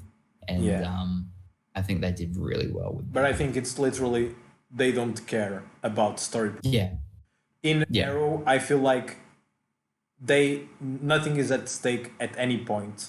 That's how I felt with Arrow, because they want those characters around to do stuff with, and that. Remember though, also like with Flash, for example, though, Flash does have its touches of time travel, as you said. You know, Legends of Tomorrow, they mess up the time travel. You know, Flash. But that's the thing as well, is that, you know, he's meant to be the fastest man alive and everything, and then there's always someone faster than him, but, you know, every so often he happens to accidentally just run too fast and go back in time. Yeah, what the fuck? I mean, come on. But how can you? I don't understand why they didn't put the same moral. They didn't use it as a moral conundrum for the Reverse Flash, but they could use it for the Flash. That Black Death of whatever, of the Speedster Death Racer, whatever. They used it as a plot device for Reverse Flash. If they use it for Barry, like after, imagine scenario, Saboteur kills Iris, right? Imagine that we still don't know that he actually is Flash from the future or whatever. But Saboteur kills Iris, right? And now knowing, because at that point the Flash should have already known what happened in Legends of Tomorrow, right? Because the stuff with the Reverse Flash had already happened. So he should know that the Speed Force as a Grim Reaper that hunts down speedsters that fuck up with the timeline, right? And now with this information, Barry has to choose if he runs back in time to save Iris and get the fucking Grim Reaper after him from then on, knowing that he probably could not be with Iris because he would have this fucking unstoppable creature hunting him all the time. Or if he doesn't do it to save himself, kinda, and protect all the other people that are not Irish. Do you understand? They miss a lot of stuff that they could use. The series incredible, and they don't. It pisses me off. Like, you have this amazing plot device that you used once to make your villain incredibly powerful and still have a way to defeat him. But you could use the same plot device to make your hero have an interesting character arc. Because then what does he do? It's like... It's the conflict. It's the conflict that makes it so interesting. And I think that's in sort of the whole sort of real main sort of difference between Arrow and Flash, is that there often is a bit of more conflict in Flash because he's always got to do the good thing because of how he was raised and everything. He's got to do the right thing. He's got to do the good thing. Whereas with Arrow, he was like, he's got his own rules that he plays by. You know, he's above the law, and you know, he's kind of like that. But again, like he does have conflict with his own rules and breaking his own rules and everything. Yep. But you know, Barry Allen's is, you know, it's a bit more of a right and wrong type thing. Barry sees himself as a hero, and Oliver doesn't. Himself. Yes. Which is why, like, even just the crossovers of them and everything, like, then sometimes the crossover ones aren't super great, but the crossover with the characters and the interaction of the characters is, I really like that. Like, I always get excited when there are like crossover episodes, even if the episode itself isn't great, but the crossover, just so there's that interaction, because it's like, worth it. Oliver and Barry training looks up to Oliver so much. Yep. And Oliver sees himself as, you know, like he knows, and you know, Barry is just young and reckless and stuff like, well, not so much. Well, yeah, kind of reckless, but you know, but such a better person. But Oliver sees Barry as such a better person. It's like, don't try to be like me, bro. Yeah, don't be so much better than me. Yes. Yeah. It's I really like that as well. Like, those were great. But again, every hero is just as good as they can make the villains be. And when the villain sucking, the show sucks. Well, I think that's it. That's what makes a hero, is the villains. Is like, you know, if you can have like a superhero that's, you know, amazing, but he can only be as amazing as the challenge, as the conflict, exactly. That's why The Dark Knight is the best superhero movie ever made. Because the Joker in that movie is the perfect representation of the Joker. And that's not about Batman at all. It's about Joker, and the Batman just happens to be in that movie. Just happens to be in that movie. It's pretty true, though. You see this unstoppable... There you go. Again, it's a point of, you have this villain that, as Alfred said, some people can't be reasoned with. Some men just want to watch the world burn. That was exactly the case, where you can't defeat this guy. The interrogation scene in that movie is gonna be forever one of my favorite superhero moments of all time, because you have this hero that can literally do nothing to the villain, or to stop his plan, or to... He can do nothing. He's completely powerless. It's so good. We need more of that. We need more of that. Well, that's like if have you played the Injustice games? No, but I know what the story is about. Okay, because that's there's the comics and the everything else of that whole sort of line and everything, where, you know, the Joker, he does bad stuff, and then Superman's like, he could have done something, and because of that, you know, anyway, so stuff goes wrong, sort of, and Superman's now bad, and that's where the whole sort of Batman and his thinking, because Batman, Bruce Wayne's always thinking, is you know, he's got to stop Superman, because as in with the current like actual movies that we've had, you know, Superman versus Batman, is that Batman, you know, again, Bruce Wayne being the thinker, is that like, what if Superman goes bad? Yep. And that's what I like so much about the Injustice series and everything of the comics as well, that I'd read some of. I didn't read all of them, but it's basically that I forget the exact name, but you know, other world, other universe, whatever thing, where that happened. And so Batman has to, you know, that scenario has come into place. Superman is bad. He has done bad. And how it becomes like that whole dictatorship type thing and everything. It's just I really like that. And that's why I was actually sort of really disappointed with the Superman vs. Batman movie, with how that sort of played out. And I know a lot of people didn't like the movie as well. And people have said that the extended edition is better than theatrical. The extended edition is much, much better. The movie is still bad. Yeah. The extended edition is actually a movie. Is in there. Yeah, the extended edition is a movie. But again, that's gone with DC, you know, good with their TV shows, not good with their movies. I think that that movie has a problem in motivations, because Batman's motivation is pretty clear and it's a good one. Yeah. But Superman's motivation is shit.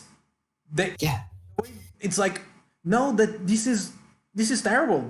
Why? Like, doesn't make any sense. And then the character of Lex Luthor is a joke. No. Not helped by the fact that that's one of my least favorite actors of all time. I hate Eisenberg. Really don't like that actor at all. He always plays the same type of character, regardless of what the character should be, basically. It's like all of his characters are the same,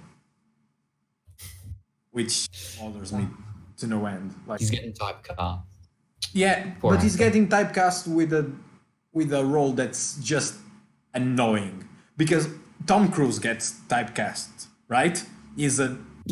But Tom Cruise is actually good in that role. I hate Tom Cruise, but as an actor, he's one of the best actors alive. Not just because he's all stunt, all of his stunts basically.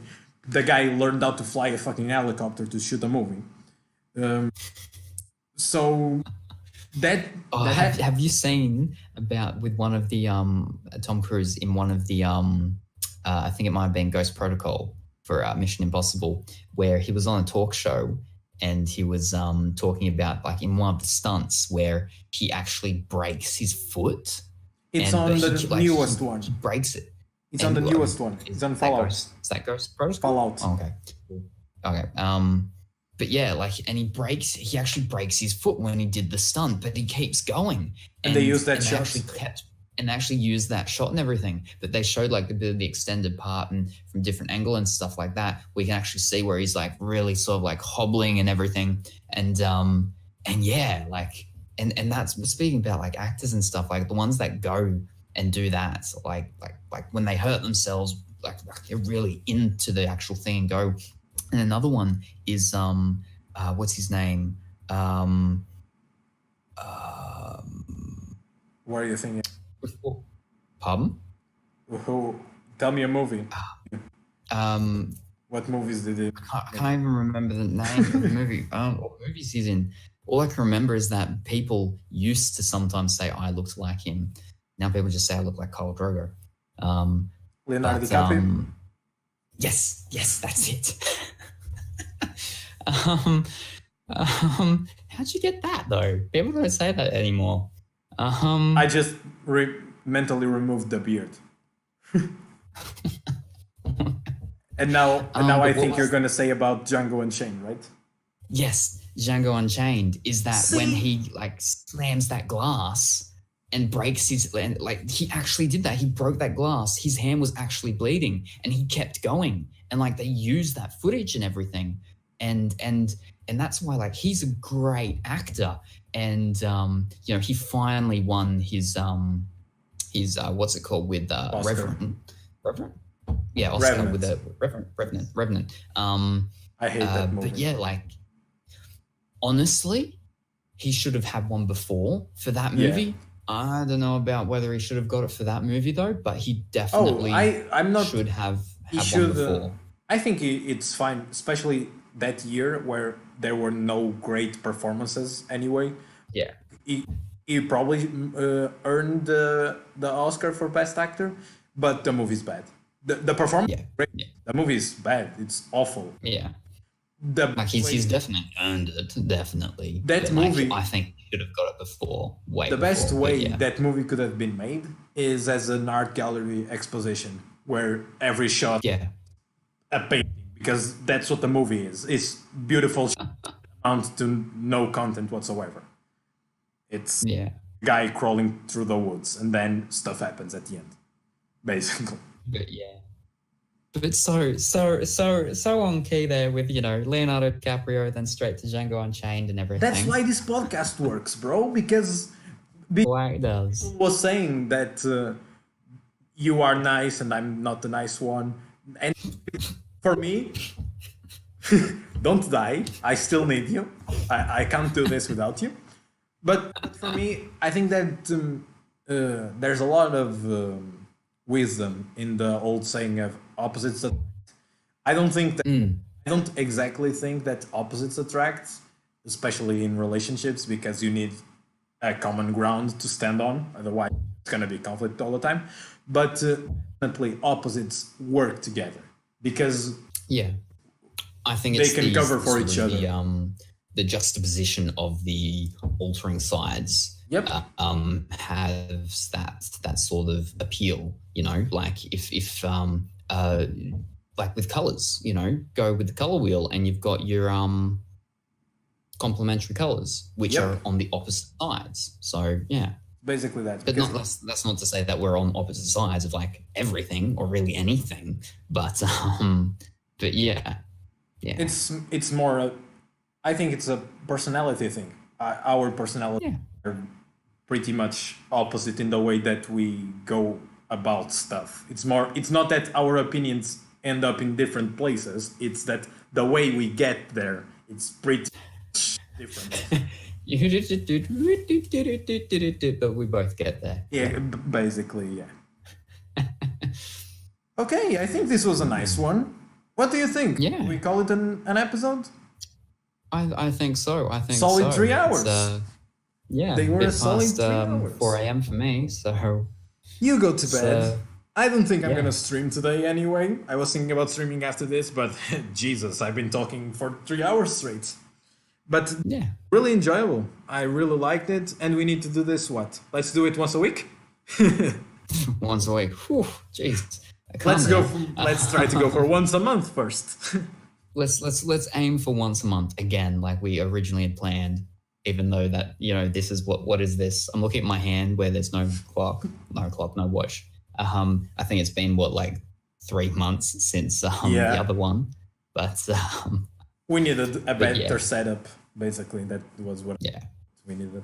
Once I got the setup. And we seem to only have had a few technical difficulties as well. Yeah, we it's did have some. But, sorted I itself think out. that comes with the territory of me, is that technical difficulties just always happen with me, especially since they were all on my side, apparently. But if we get more problems, now fix them. So Exactly. That's the main thing. So yeah, do you want to plug Already your stuff? professionals at doing this. Do you want to do an outro? Do you want to plug your stuff? All right. Well, The bot has been spamming your Twitter. yeah. I hope everyone has followed you. Everybody knows me by now. Yeah. One would hope, I tell my stories. I tell them well. I don't tell them well at all. No, you tell them well. You just add a lot of beat. I tell them in my own special kind of way. If I we do it can that put well. this I do in it like that well. in Lego terms, instead of if you have a 2x4 gap, instead of using a 2x4 brick, you're gonna use 4 2x1s just because. No reason, same purpose in the end, but let's take the most complicated approach to this possible. Yeah. Yes, someone the other day asked me like a really simple question, and I gave them like a wall of a text answer, and they're like, "That was a simple question," and I'm like, "Okay, with me, there's simple questions, but there can never be a simple answer." Yeah. I think that pretty much sums it up well. But yeah, so it has been good talking to you once again and doing this, and yeah, I do similar things as to DaV1rus. I do as previously mentioned, the pearlers and plastic model kit type things, but we both do Lego, and we both are, let's say, wise men with facial hair. With good and facial hair. Probably the most, and that's the most important thing. So people, until next time. I was trying not to steal your line. I was. Well, you can say your line, I'll say my line, and there we go.